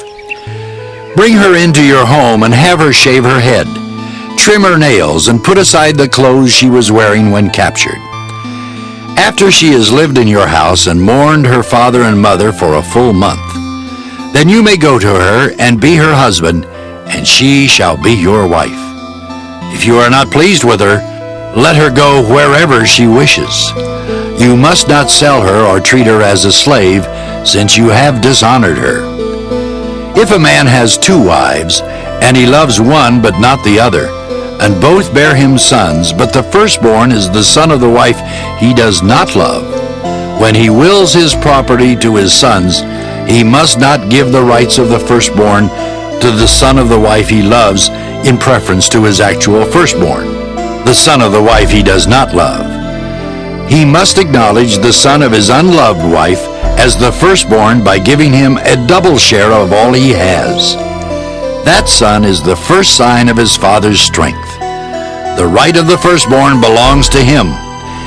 If a man has a stubborn and rebellious son who does not obey his father and mother, and will not listen to them when they discipline him, his father and mother shall take hold of him and bring him to the elders at the gate of his town. They shall say to the elders, "This son of ours is stubborn and rebellious. He will not obey us. He's a profligate and a drunkard." Then all the men of his town shall stone him to death. You must purge the evil from among you. All Israel will hear of it and be afraid. If a man guilty of a capital offense is put to death, and his body is hung on a tree, you must not leave his body on the tree overnight. Be sure to bury him that same day, because anyone who is hung on a tree is under God's curse. You must not desecrate the land the Lord your God is giving you as an inheritance. Deuteronomy 22. If you see your brother's ox or sheep straying, do not ignore it, but be sure to take it back to him. If the brother does not live near you, or if you do not know who he is, take it home with you and keep it until he comes looking for it. Then give it back to him. Do the same if you find your brother's donkey, or his cloak, or anything he loses. Do not ignore it. If you see your brother's donkey or his ox fallen on the road, do not ignore it. Help him get it to its feet. A woman must not wear men's clothing, nor a man wear women's clothing. For the Lord your God detests anyone who does this. If you come across a bird's nest beside the road, either in a tree or on the ground, and the mother is sitting on the young or on the eggs, do not take the mother with the young. You may take the young, but be sure to let the mother go, so that it may go well with you and you may have a long life. When you build a new house, make a parapet around your roof, so that you may not bring the guilt of bloodshed on your house if someone falls from the roof. Do not plant two kinds of seed in your vineyard. If you do, not only the crops you plant, but also the fruit of the vineyard will be defiled. Do not plow with an ox and a donkey yoked together. Do not wear clothes of wool and linen woven together. Make tassels on the four corners of the cloak you wear. If a man takes a wife and, after lying with her, dislikes her and slanders her, and gives her a bad name, saying, "I married this woman, but when I approached her, I did not find proof of her virginity," then the girl's father and mother shall bring proof that she was a virgin to the town elders at the gate. The girl's father will say to the elders, "I gave my daughter in marriage to this man, but he dislikes her. Now he slandered her and said, 'I did not find your daughter to be a virgin. But here is the proof of my daughter's virginity.'" Then her parents shall display the cloth before the elders of the town, and the elders shall take the man and punish him. They shall fine him 100 shekels of silver, and give them to the girl's father, because this man has given an Israelite virgin a bad name. She shall continue to be his wife. He must not divorce her as long as he lives. If, however, the charge is true, and no proof of the girl's virginity can be found, she shall be brought to the door of her father's house, and there the men of her town shall stone her to death. She has done a disgraceful thing in Israel by being promiscuous while still in her father's house. You must purge the evil from among you. If a man is found sleeping with another man's wife, both the man who slept with her and the woman must die. You must purge the evil from Israel. If a man happens to meet in a town a virgin pledged to be married and he sleeps with her, you shall take both of them to the gate of that town and stone them to death. The girl because she was in a town and did not scream for help, and the man because he violated another man's wife. You must purge the evil from among you. But if out in the country a man happens to meet a girl pledged to be married and rapes her, only the man who has done this shall die. Do nothing to the girl. She has committed no sin deserving death. This case is like that of someone who attacks and murders his neighbor, for the man found the girl out in the country, and though the betrothed girl screamed, there was no one to rescue her. If a man happens to meet a virgin who is not pledged to be married and rapes her, and they are discovered, he shall pay the girl's father 50 shekels of silver. He must marry the girl, for he has violated her. He can never divorce her as long as he lives. A man is not to marry his father's wife. He must not dishonor his father's bed. Deuteronomy 23. No one who has been emasculated by crushing or cutting may enter the assembly of the Lord. No one born of a forbidden marriage, nor any of his descendants may enter the assembly of the Lord, even down to the 10th generation. No Ammonite or Moabite or any of his descendants may enter the assembly of the Lord, even down to the 10th generation. For they did not come to meet you with bread and water on your way when you came out of Egypt. And they hired Balaam, son of Beor, from Pethor, in Aram Naharaim, to pronounce a curse on you. However, the Lord your God would not listen to Balaam, but turned the curse into a blessing for you, because the Lord your God loves you. Do not seek a treaty of friendship with them as long as you live. Do not abhor an Edomite, for he is your brother. Do not abhor an Egyptian, because you lived as an alien in his country. The 3rd generation of children born to them may enter the assembly of the Lord. When you are encamped against your enemies, keep away from everything impure. If one of your men is unclean because of a nocturnal emission, he is to go outside the camp and stay there. But as evening approaches, he is to wash himself, and at sunset he may return to the camp. Designate a place outside the camp where you can go to relieve yourself. As part of your equipment, have something to dig with, and when you relieve yourself, dig a hole and cover up your excrement. For the Lord your God moves about in your camp to protect you and to deliver your enemies to you. Your camp must be holy, so that he will not see among you anything indecent and turn away from you. If a slave has taken refuge with you, do not hand him over to his master. Let him live among you wherever he likes and in whatever town he chooses. Do not oppress him. No Israelite, man or woman, is to become a shrine prostitute. You must not bring the earnings of a female prostitute or of a male prostitute into the house of the Lord your God to pay any vow, because the Lord your God detests them both. Do not charge your brother interest, whether on money or food or anything else that may earn interest. You may charge a foreigner interest, but not a brother Israelite, so that the Lord your God may bless you in everything you put your hand to in the land you are entering to possess. If you make a vow to the Lord your God, do not be slow to pay it, for the Lord your God will certainly demand it of you, and you will be guilty of sin. But if you refrain from making a vow, you will not be guilty. Whatever your lips utter, you must be sure to do, because you made your vow freely to the Lord your God with your own mouth. If you enter your neighbor's vineyard, you may eat all the grapes you want, but do not put any in your basket. If you enter your neighbor's grain field, you may pick kernels with your hands, but you must not put a sickle to his standing grain. Deuteronomy 24. If a man marries a woman who becomes displeasing to him because he finds something indecent about her, and he writes her a certificate of divorce, gives it to her, and sends her from his house, and if after she leaves his house, she becomes the wife of another man, and her second husband dislikes her and writes her a certificate of divorce, gives it to her and sends her from his house, or if he dies, then her first husband who divorced her is not allowed to marry her again after she has been defiled. That would be detestable in the eyes of the Lord.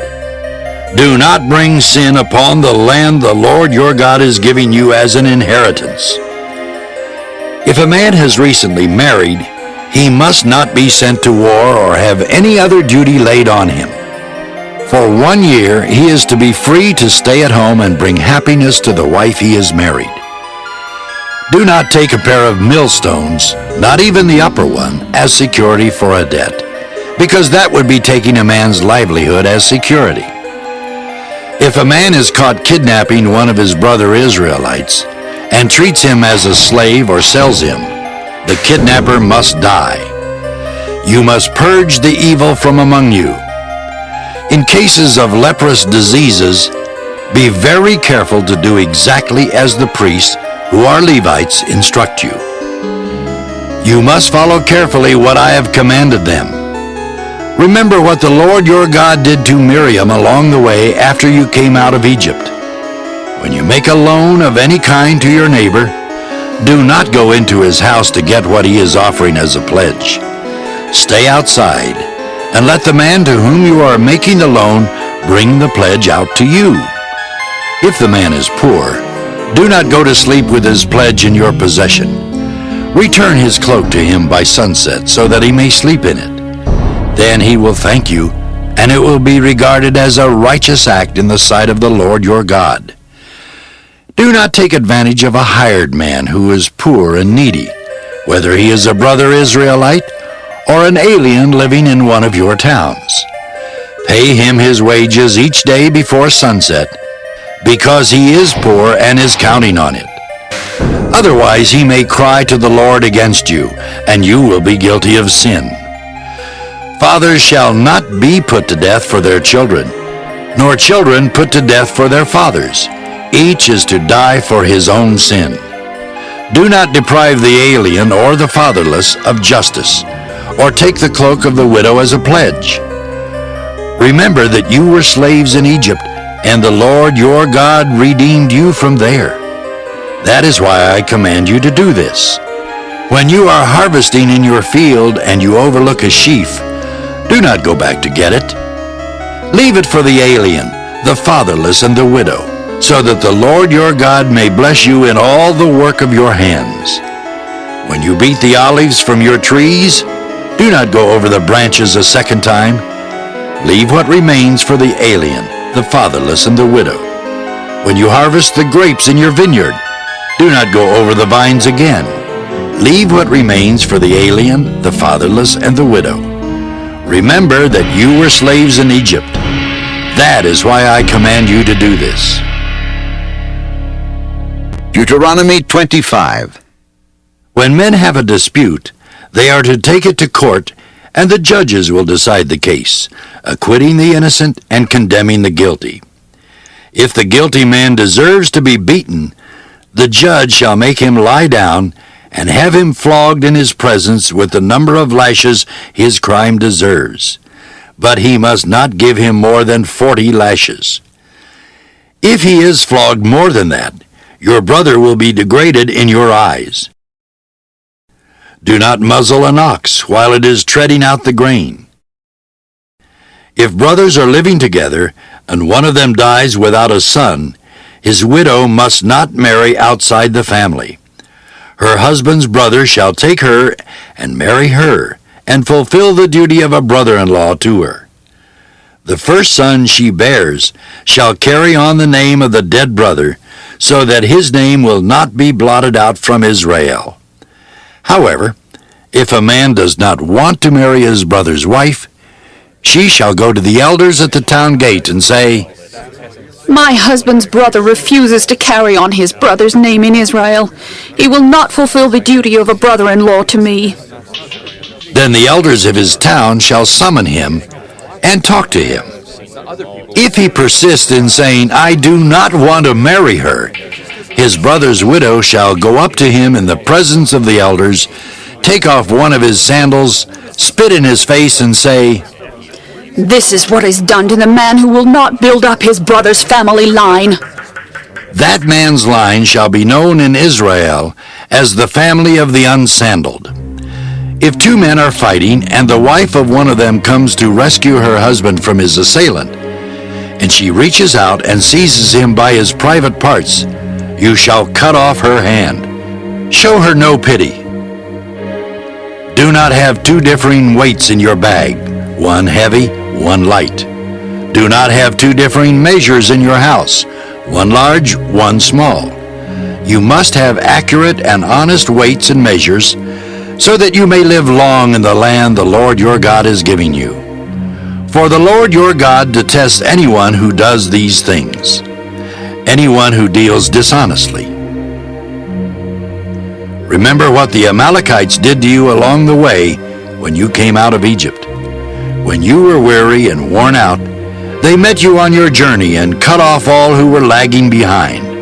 They had no fear of God. When the Lord your God gives you rest from all the enemies around you in the land he is giving you to possess as an inheritance, you shall blot out the memory of Amalek from under heaven. Do not forget. Deuteronomy 26. When you have entered the land the Lord your God is giving you as an inheritance, and have taken possession of it and settled in it, take some of the first fruits of all that you produce from the soil of the land the Lord your God is giving you, and put them in a basket. Then go to the place the Lord your God will choose as a dwelling for his name, and say to the priest in office at the time, I declare today to the Lord your God that I have come to the land the Lord swore to our forefathers to give us. The priest shall take the basket from your hands and set it down in front of the altar of the Lord your God. Then you shall declare before the Lord your God, My father was a wandering Aramean, and he went down into Egypt with a few people and lived there and became a great nation, powerful and numerous. But the Egyptians mistreated us and made us suffer, putting us to hard labor. Then we cried out to the Lord, the God of our fathers, and the Lord heard our voice and saw our misery, toil, and oppression. So the Lord brought us out of Egypt with a mighty hand and an outstretched arm, with great terror and with miraculous signs and wonders. He brought us to this place and gave us this land, a land flowing with milk and honey. And now I bring the first fruits of the soil that you, O Lord, have given me. Place the basket before the Lord your God and bow down before him.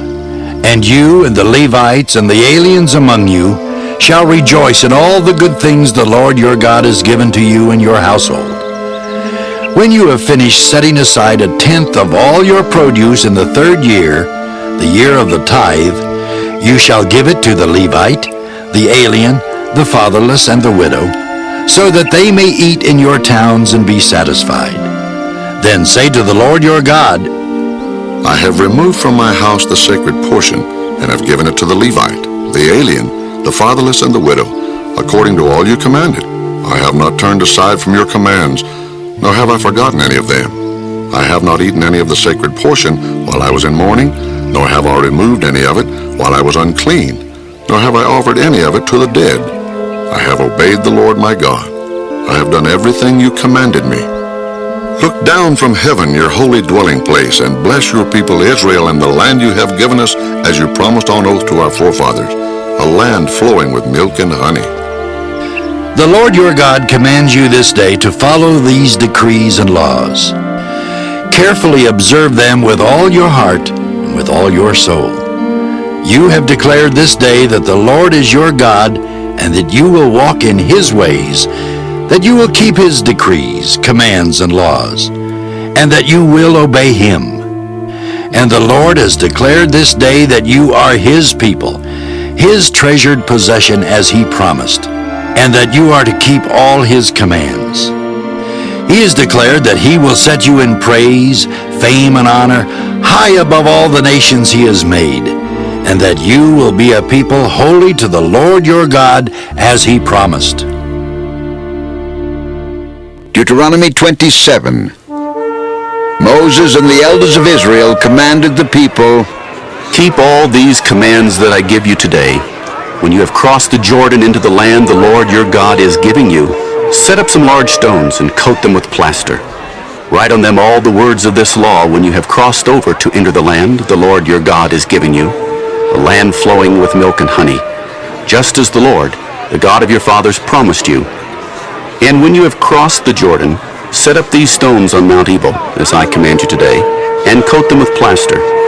Build there an altar to the Lord your God, an altar of stones. Do not use any iron tool upon them. Build the altar of the Lord your God with field stones, and offer burnt offerings on it to the Lord your God. Sacrifice fellowship offerings there, eating them and rejoicing in the presence of the Lord your God. And you shall write very clearly all the words of this law on these stones you have set up. Then Moses and the priests, who are Levites, said to all Israel, Be silent, O Israel, and listen. You have now become the people of the Lord your God. Obey the Lord your God and follow his commands and decrees that I give you today. On the same day Moses commanded the people, When you have crossed the Jordan, these tribes shall stand on Mount Gerizim to bless the people: Simeon, Levi, Judah, Issachar, Joseph, and Benjamin. And these tribes shall stand on Mount Ebal to pronounce curses: Reuben, Gad, Asher, Zebulun, Dan, and Naphtali. The Levites shall recite to all the people of Israel in a loud voice, Cursed is the man who carves an image or casts an idol, a thing detestable to the Lord, the work of the craftsman's hands, and sets it up in secret. Then all the people shall say, Cursed is the man who dishonors his father or his mother. Then all the people shall say, Cursed is the man who moves his neighbor's boundary stone. Then all the people shall say, Cursed is the man who leads the blind astray on the road. Then all the people shall say, Cursed is the man who withholds justice from the alien, the fatherless, or the widow. Then all the people shall say, Cursed is the man who sleeps with his father's wife, for he dishonors his father's bed. Then all the people shall say, Cursed is the man who has sexual relations with any animal. Then all the people shall say, Cursed is the man who sleeps with his sister, the daughter of his father or the daughter of his mother. Then all the people shall say, Cursed is the man who sleeps with his mother-in-law. Then all the people shall say, Cursed is the man who kills his neighbor secretly. Then all the people shall say, Cursed is the man who accepts a bribe to kill an innocent person. Then all the people shall say, Cursed is the man who does not uphold the words of this law by carrying them out. Then all the people shall say,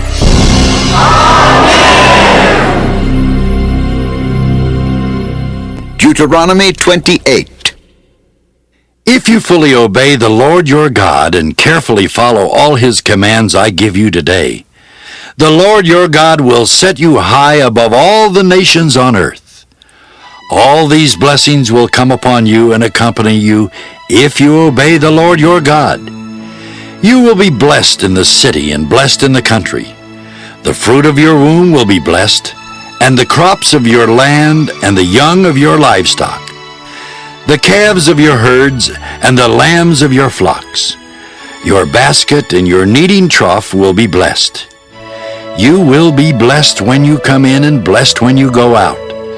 The Lord will grant that the enemies who rise up against you will be defeated before you. They will come at you from one direction, but flee from you in seven. The Lord will send a blessing on your barns and on everything you put your hand to. The Lord your God will bless you in the land he is giving you. The Lord will establish you as his holy people, as he promised you on oath, if you keep the commands of the Lord your God and walk in his ways. Then all the peoples on earth will see that you are called by the name of the Lord, and they will fear you. The Lord will grant you abundant prosperity in the fruit of your womb, the young of your livestock, and the crops of your ground, in the land he swore to your forefathers to give you. The Lord will open the heavens, the storehouse of his bounty, to send rain on your land in season, and to bless all the work of your hands. You will lend to many nations, but will borrow from none. The Lord will make you the head, not the tail. If you pay attention to the commands of the Lord your God that I give you this day, and carefully follow them, you will always be at the top, never at the bottom. Do not turn aside from any of the commands I give you today, to the right or to the left, following other gods and serving them. However, if you do not obey the Lord your God and do not carefully follow all his commands and decrees I am giving you today, all these curses will come upon you and overtake you. You will be cursed in the city and cursed in the country. Your basket and your kneading trough will be cursed. The fruit of your womb will be cursed, and the crops of your land, and the calves of your herds, and the lambs of your flocks. You will be cursed when you come in, and cursed when you go out. The Lord will send on you curses, confusion, and rebuke in everything you put your hand to, until you are destroyed, and come to sudden ruin because of the evil you have done in forsaking him. The Lord will plague you with diseases until he has destroyed you from the land you are entering to possess. The Lord will strike you with wasting disease, with fever and inflammation, with scorching heat and drought, with blight and mildew, which will plague you until you perish. The sky over your head will be bronze, the ground beneath you iron. The Lord will turn the rain of your country into dust and powder. It will come down from the skies until you are destroyed. The Lord will cause you to be defeated before your enemies. You will come at them from one direction, but flee from them in seven, and you will become a thing of horror to all the kingdoms on earth. Your carcasses will be food for all the birds of the air and the beasts of the earth. There will be no one to frighten them away. The Lord will afflict you with the boils of Egypt, and with tumors, festering sores, and the itch, from which you cannot be cured. The Lord will afflict you with madness, blindness, and confusion of mind. At midday you will grope about like a blind man in the dark. You will be unsuccessful in everything you do. Day after day you will be oppressed and robbed, with no one to rescue you. You will be pledged to be married to a woman, but another will take her and ravish her. You will build a house, but you will not live in it. You will plant a vineyard, but you will not even begin to enjoy its fruit. Your ox will be slaughtered before your eyes, but you will eat none of it. Your donkey will be forcibly taken from you and will not be returned. Your sheep will be given to your enemies, and no one will rescue them. Your sons and daughters will be given to another nation, and you will wear out your eyes watching for them day after day, powerless to lift a hand. A people that you do not know will eat what your land and labor produce, and you will have nothing but cruel oppression all your days. The sights you see will drive you mad. The Lord will afflict your knees and legs with painful boils that cannot be cured, spreading from the soles of your feet to the top of your head. The Lord will drive you and the king you set over you to a nation unknown to you or your fathers. There you will worship other gods, gods of wood and stone. You will become a thing of horror and an object of scorn and ridicule to all the nations where the Lord will drive you. You will sow much seed in the field, but you will harvest little, because locusts will devour it. You will plant vineyards and cultivate them, but you will not drink the wine or gather the grapes, because worms will eat them. You will have olive trees throughout your country, but you will not use the oil, because the olives will drop off. You will have sons and daughters, but you will not keep them, because they will go into captivity. Swarms of locusts will take over all your trees and the crops of your land. The alien who lives among you will rise above you higher and higher, but you will sink lower and lower. He will lend to you, but you will not lend to him. He will be the head, but you will be the tail. All these curses will come upon you. They will pursue you and overtake you until you are destroyed, because you did not obey the Lord your God and observe the commands and decrees he gave you. They will be a sign and a wonder to you and your descendants forever. Because you did not serve the Lord your God joyfully and gladly in the time of prosperity, therefore in hunger and thirst, in nakedness and dire poverty, you will serve the enemies the Lord sends against you. He will put an iron yoke on your neck until he has destroyed you. The Lord will bring a nation against you from far away, from the ends of the earth, like an eagle swooping down. A nation whose language you will not understand, a fierce-looking nation without respect for the old or pity for the young. They will devour the young of your livestock and the crops of your land until you are destroyed. They will leave you no grain, new wine or oil, nor any calves of your herds or lambs of your flocks until you are ruined. They will lay siege to all the cities throughout your land until the high fortified walls in which you trust fall down. They will besiege all the cities throughout the land the Lord your God is giving you. Because of the suffering that your enemy will inflict on you during the siege, you will eat the fruit of the womb, the flesh of the sons and daughters the Lord your God has given you. Even the most gentle and sensitive man among you will have no compassion on his own brother, or the wife he loves, or his surviving children, and he will not give to one of them any of the flesh of his children that he is eating. It will be all he has left because of the suffering your enemy will inflict on you during the siege of all your cities. The most gentle and sensitive woman among you, so sensitive and gentle that she would not venture to touch the ground with the sole of her foot, will begrudge the husband she loves, and her own son or daughter the afterbirth from her womb, and the children she bears. For she intends to eat them secretly during the siege and in the distress that your enemy will inflict on you in your cities. If you do not carefully follow all the words of this law which are written in this book, and do not revere this glorious and awesome name, the Lord your God, the Lord will send fearful plagues on you and your descendants, harsh and prolonged disasters, and severe and lingering illnesses. He will bring upon you all the diseases of Egypt that you dreaded, and they will cling to you. The Lord will also bring on you every kind of sickness and disaster not recorded in this book of the law, until you are destroyed. You who were as numerous as the stars in the sky will be left but few in number, because you did not obey the Lord your God. Just as it pleased the Lord to make you prosper and increase in number, so it will please him to ruin and destroy you. You will be uprooted from the land you are entering to possess. Then the Lord will scatter you among all nations, from one end of the earth to the other. There you will worship other gods, gods of wood and stone, which neither you nor your fathers have known.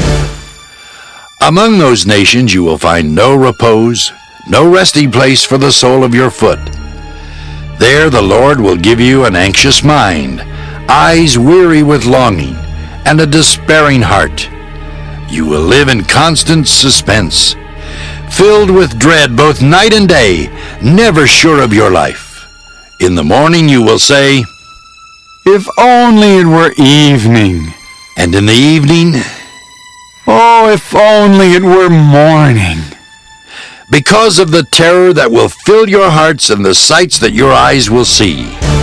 The Lord will send you back in ships to Egypt on a journey I said you should never make again. There you will offer yourselves for sale to your enemies as male and female slaves, but no one will buy you. Deuteronomy 29. These are the terms of the covenant the Lord commanded Moses to make with the Israelites in Moab, in addition to the covenant he had made with them at Horeb. Moses summoned all the Israelites and said to them, Your eyes have seen all that the Lord did in Egypt to Pharaoh, to all his officials, and to all his land. With your own eyes you saw those great trials, those miraculous signs and great wonders. But to this day the Lord has not given you a mind that understands, or eyes that see, or ears that hear. During the 40 years that I led you through the desert, your clothes did not wear out, nor did the sandals on your feet. You ate no bread and drank no wine or other fermented drink. I did this so that you might know that I am the Lord your God. When you reach this place, Sihon, king of Heshbon, and Og, king of Bashan, came out to fight against us, but we defeated them. We took their land and gave it as an inheritance to the Reubenites, the Gadites, and the half-tribe of Manasseh. Carefully follow the terms of this covenant, so that you may prosper in everything you do. All of you are standing today in the presence of the Lord your God, your leaders and chief men, your elders and officials, and all the other men of Israel, together with your children and your wives, and the aliens living in your camps, who chop your wood and carry your water. You are standing here in order to enter into a covenant with the Lord your God, a covenant the Lord is making with you this day and sealing with an oath, to confirm you this day as his people, that he may be your God as he promised you, and as he swore to your fathers, Abraham, Isaac, and Jacob. I am making this covenant with its oath, not only with you who are standing here with us today in the presence of the Lord our God, but also with those who are not here today. You yourselves know how we lived in Egypt, and how we passed through the countries on the way here. You saw among them their detestable images and idols of wood and stone, of silver and gold. Make sure there is no man or woman, clan or tribe among you today whose heart turns away from the Lord our God to go and worship the gods of those nations. Make sure there is no root among you that produces such bitter poison. When such a person hears the words of this oath, he invokes a blessing on himself and therefore thinks, I will be safe, even though I persist in going my own way. This will bring disaster on the watered land as well as the dry. The Lord will never be willing to forgive him. His wrath and zeal will burn against that man. All the curses written in this book will fall upon him, and the Lord will blot out his name from under heaven. The Lord will single him out from all the tribes of Israel for disaster, according to all the curses of the covenant written in this book of the law. Your children who follow you in later generations and foreigners who come from distant lands will see the calamities that have fallen on the land, and the diseases with which the Lord has afflicted it. The whole land will be a burning waste of salt and sulfur, nothing planted, nothing sprouting, no vegetation growing on it. It will be like the destruction of Sodom and Gomorrah, Admah and Zeboim, which the Lord overthrew in fierce anger. All the nations will ask, Why has the Lord done this to this land? Why this fierce, burning anger?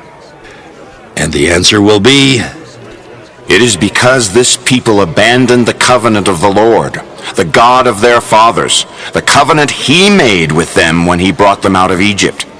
They went off and worshipped other gods and bowed down to them, gods they did not know, gods he had not given them.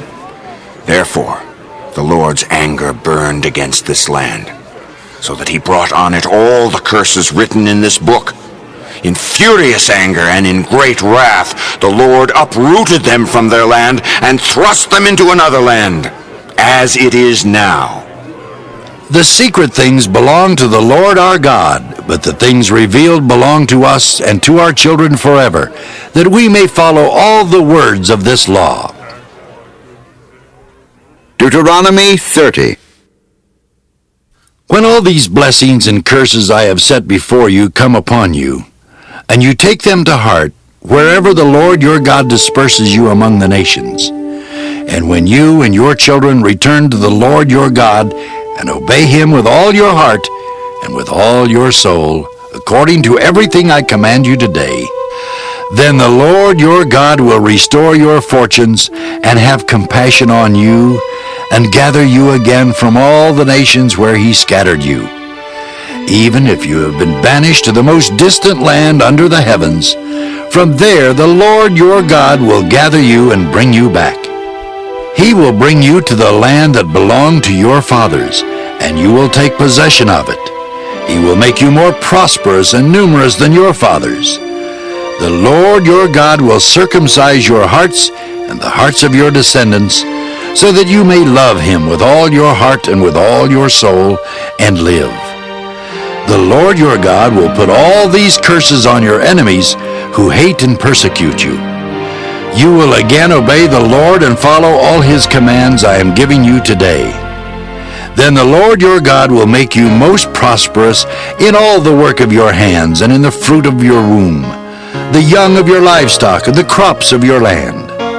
The Lord will again delight in you and make you prosperous, just as he delighted in your fathers, if you obey the Lord your God and keep his commands and decrees that are written in this book of the law, and turn to the Lord your God with all your heart and with all your soul. Now what I am commanding you today is not too difficult for you or beyond your reach. It is not up in heaven, so that you have to ask, who will ascend into heaven to get it, and proclaim it to us so we may obey it?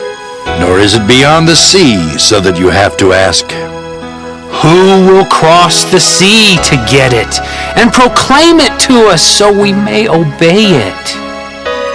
No, the word is very near you. It is in your mouth and in your heart, so you may obey it. See, I set before you today life and prosperity, death and destruction. For I command you today to love the Lord your God, to walk in his ways, and to keep his commands, decrees, and laws. Then you will live and increase, and the Lord your God will bless you in the land you are entering to possess. But if your heart turns away and you are not obedient, and if you are drawn away to bow down to other gods and worship them, I declare to you this day that you will certainly be destroyed. You will not live long in the land you are crossing the Jordan to enter and possess. This day I call heaven and earth as witnesses against you, that I have set before you life and death, blessings and curses. Now choose life, so that you and your children may live, and that you may love the Lord your God, listen to his voice, and hold fast to him. For the Lord is your life, and he will give you many years in the land he swore to give to your fathers, Abraham, Isaac, and Jacob. Deuteronomy 31. Then Moses went out and spoke these words to all Israel. I am now 120 years old, and I am no longer able to lead you. The Lord has said to me, you shall not cross the Jordan. The Lord your God himself will cross over ahead of you. He will destroy these nations before you, and you will take possession of their land. Joshua also will cross over ahead of you, as the Lord said. And the Lord will do to them what he did to Sihon and Og, the kings of the Amorites, whom he destroyed along with their land. The Lord will deliver them to you, and you must do to them all that I have commanded you. Be strong and courageous. Do not be afraid or terrified because of them, for the Lord your God goes with you. He will never leave you nor forsake you.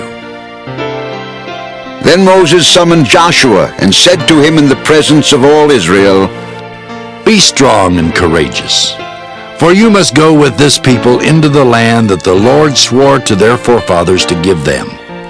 and you must divide it among them as their inheritance. The Lord himself goes before you and will be with you. He will never leave you nor forsake you. Do not be afraid. Do not be discouraged. So Moses wrote down this law and gave it to the priests, the sons of Levi, who carried the ark of the covenant of the Lord, and to all the elders of Israel.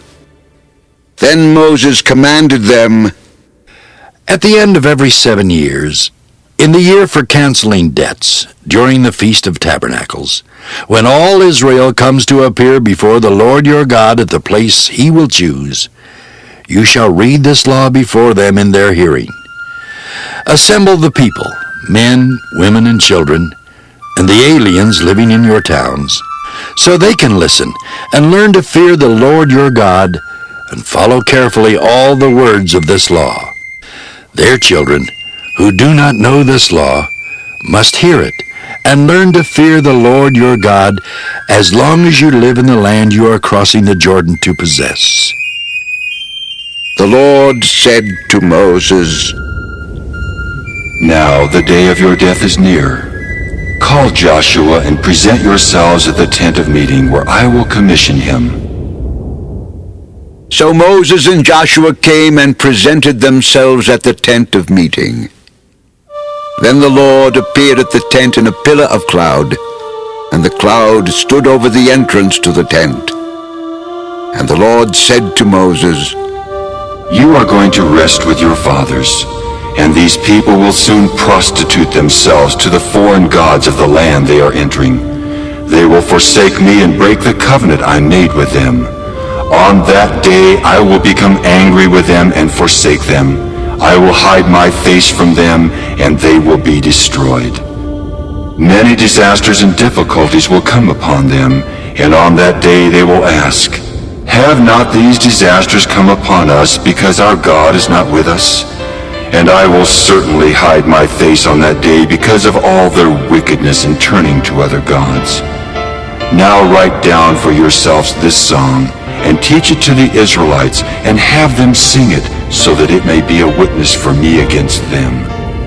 When I have brought them into the land flowing with milk and honey, the land I promised on oath to their forefathers, and when they eat their fill and thrive, they will turn to other gods and worship them, rejecting me and breaking my covenant. And when many disasters and difficulties come upon them, this song will testify against them, because it will not be forgotten by their descendants. I know what they are disposed to do, even before I bring them into the land I promised them on oath. So Moses wrote down this song that day and taught it to the Israelites. The Lord gave this command to Joshua son of Nun. Be strong and courageous, for you will bring the Israelites into the land I promised them on oath, and I myself will be with you. After Moses finished writing in a book the words of this law from beginning to end, he gave this command to the Levites who carried the ark of the covenant of the Lord. Take this book of the law and place it beside the ark of the covenant of the Lord your God. There it will remain as a witness against you. For I know how rebellious and stiff-necked you are. If you have been rebellious against the Lord while I am still alive and with you, how much more will you rebel after I die? Assemble before me all the elders of your tribes and all your officials, so that I can speak these words in their hearing and call heaven and earth to testify against them. For I know that after my death you are sure to become utterly corrupt and to turn from the way I have commanded you. In days to come, disaster will fall upon you because you will do evil in the sight of the Lord and provoke him to anger by what your hands have made. And Moses recited the words of this song from beginning to end in the hearing of the whole assembly of Israel. Deuteronomy 32. Listen, O heavens, and I will speak. Hear, O earth, the words of my mouth. Let my teaching fall like rain, and my words descend like dew, like showers on new grass, like abundant rain on tender plants. I will proclaim the name of the Lord. Oh, praise the greatness of our God. He is the rock. His works are perfect, and all his ways are just. A faithful God who does no wrong, upright and just is he. They have acted corruptly toward him. To their shame, they are no longer his children, but a warped and crooked generation. Is this the way you repay the Lord, O foolish and unwise people? Is he not your Father, your Creator, who made you and formed you? Remember the days of old. Consider the generations long past. Ask your father, and he will tell you, your elders, and they will explain to you. When the Most High gave the nations their inheritance, when he divided all mankind, he set up boundaries for the peoples according to the number of the sons of Israel. For the Lord's portion is his people, Jacob his allotted inheritance. In a desert land he found him, in a barren and howling waste. He shielded him and cared for him. He guarded him as the apple of his eye, like an eagle that stirs up its nest and hovers over its young, that spreads its wings to catch them and carries them on its pinions. The Lord alone led him. No foreign god was with him. He made him ride on the heights of the land and fed him with the fruit of the fields. He nourished him with honey from the rock and with oil from the flinty crag, with curds and milk from herd and flock, and with fattened lambs and goats, with choice rams of Bashan and the finest kernels of wheat. You drank the foaming blood of the grape. Jeshurun grew fat and kicked. Filled with food, he became heavy and sleek. He abandoned the God who made him and rejected the rock, his Savior. They made him jealous with their foreign gods and angered him with their detestable idols. They sacrificed to demons, which are not God, gods they had not known, gods that recently appeared, gods your fathers did not fear. You deserted the rock who fathered you. You forgot the God who gave you birth. The Lord saw this and rejected them because he was angered by his sons and daughters. I will hide my face from them and see what their end will be. For they are a perverse generation, children who are unfaithful. They made me jealous by what is no God, and angered me with their worthless idols. I will make them envious by those who are not a people. I will make them angry by a nation that has no understanding. For a fire has been kindled by my wrath, one that burns to the realm of death below. It will devour the earth and its harvests, and set afire the foundations of the mountains. I will heap calamities upon them, and spend my arrows against them. I will send wasting famine against them, consuming pestilence and deadly plague. I will send against them the fangs of wild beasts, the venom of vipers that glide in the dust. In the street the sword will make them childless. In their homes terror will reign. Young men and young women will perish, infants and gray-haired men. I said I would scatter them and blot out their memory from mankind, but I dreaded the taunt of the enemy, lest the adversary misunderstand and say, our hand has triumphed. The Lord has not done all this. They are a nation without sense. There is no discernment in them. If only they were wise and would understand this and discern what their end will be.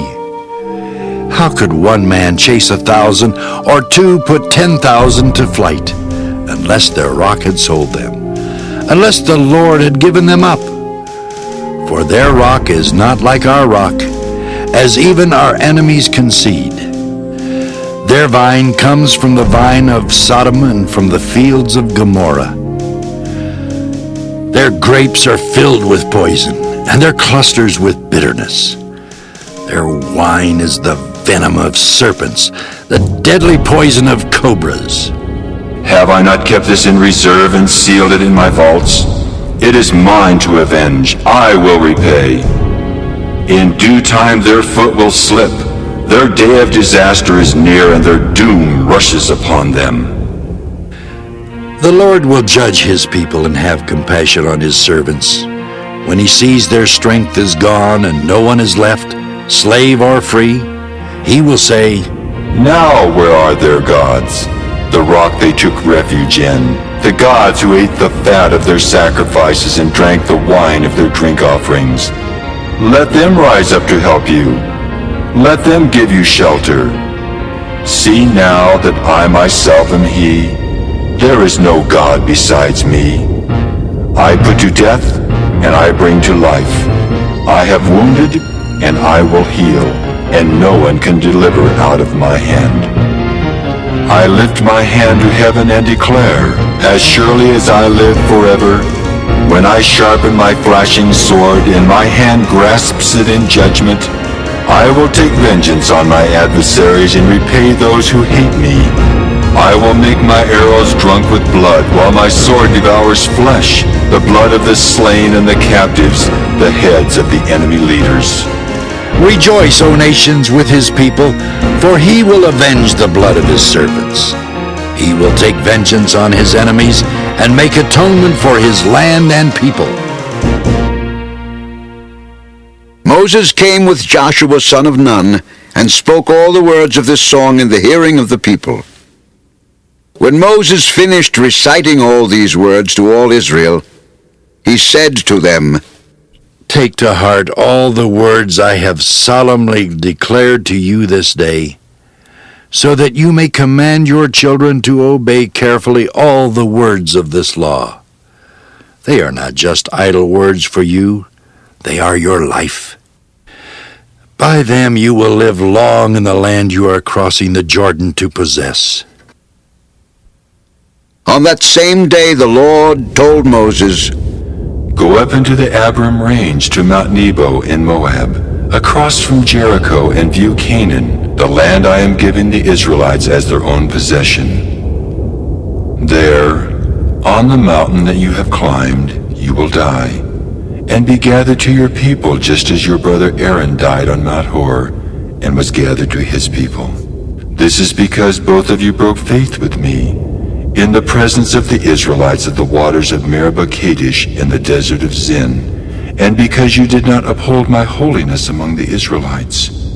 Therefore you will see the land only from a distance.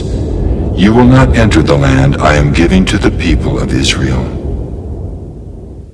Deuteronomy 33.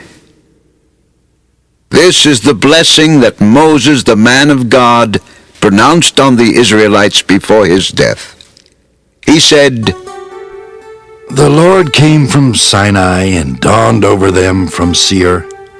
He shone forth from Mount Paran. He came with myriads of holy ones from the south, from his mountain slopes. Surely it is you who love the people. All the holy ones are in your hand.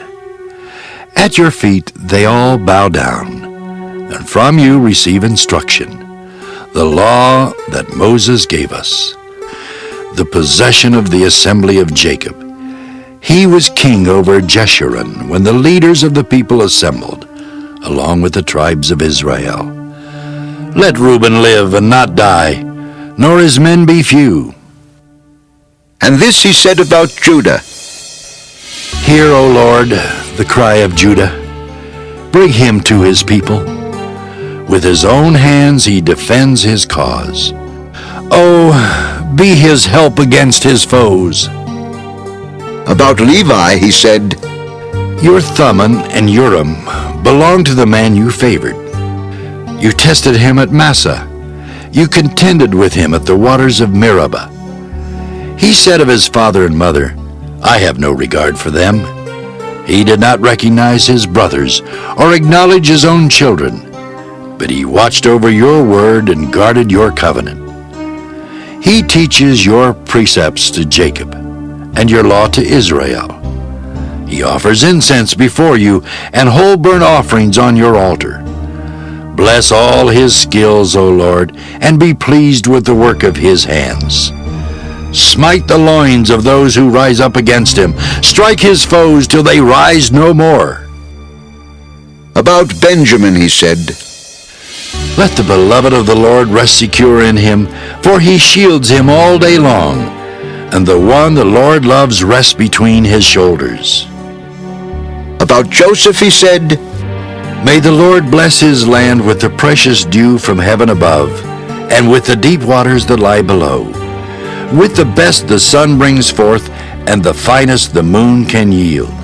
With the choicest gifts of the ancient mountains and the fruitfulness of the everlasting hills. With the best gifts of the earth and its fullness, and the favor of him who dwelt in the burning bush.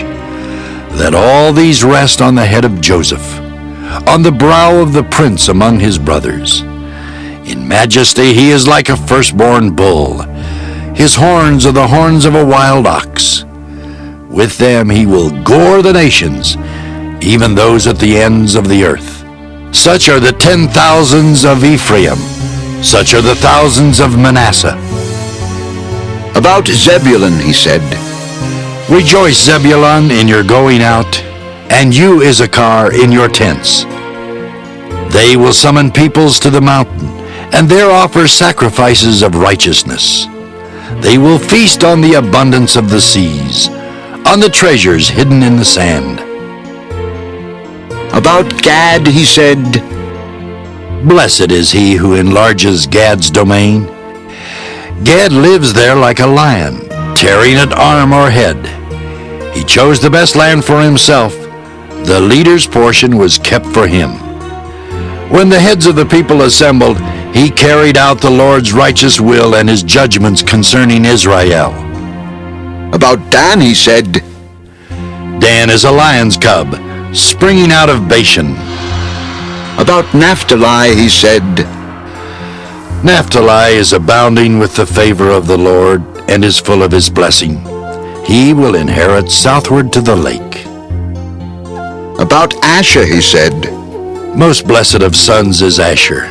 Let him be favored by his brothers, and let him bathe his feet in oil. The bolts of your gates will be iron and bronze, and your strength will equal your days.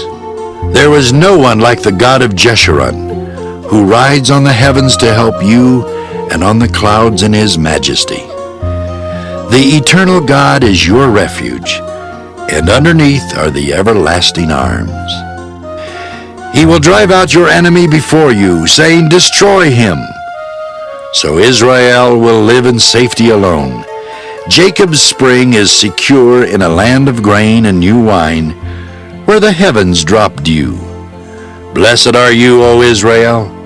Who is like you, a people saved by the Lord? He is your shield and helper, and your glorious sword. Your enemies will cower before you, and you will trample down their high places. Deuteronomy 34. Then Moses climbed Mount Nebo from the plains of Moab to the top of Pisgah, across from Jericho. There the Lord showed him the whole land, from Gilead to Dan, all of Naphtali, the territory of Ephraim and Manasseh, all the land of Judah as far as the western sea, the Negev, and the whole region from the valley of Jericho, the city of palms, as far as Zoar. Then the Lord said to him, This is the land I promised on oath to Abraham, Isaac, and Jacob when I said, I will give it to your descendants. I have let you see it with your eyes, but you will not cross over into it. And Moses, the servant of the Lord, died there in Moab, as the Lord had said.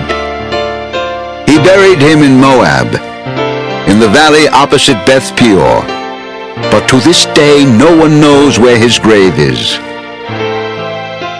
Moses was 120 years old when he died, yet his eyes were not weak, nor his strength gone.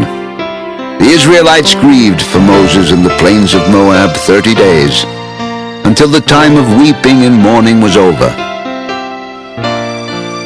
Now Joshua, son of Nun, was filled with the spirit of wisdom, because Moses had laid his hands on him.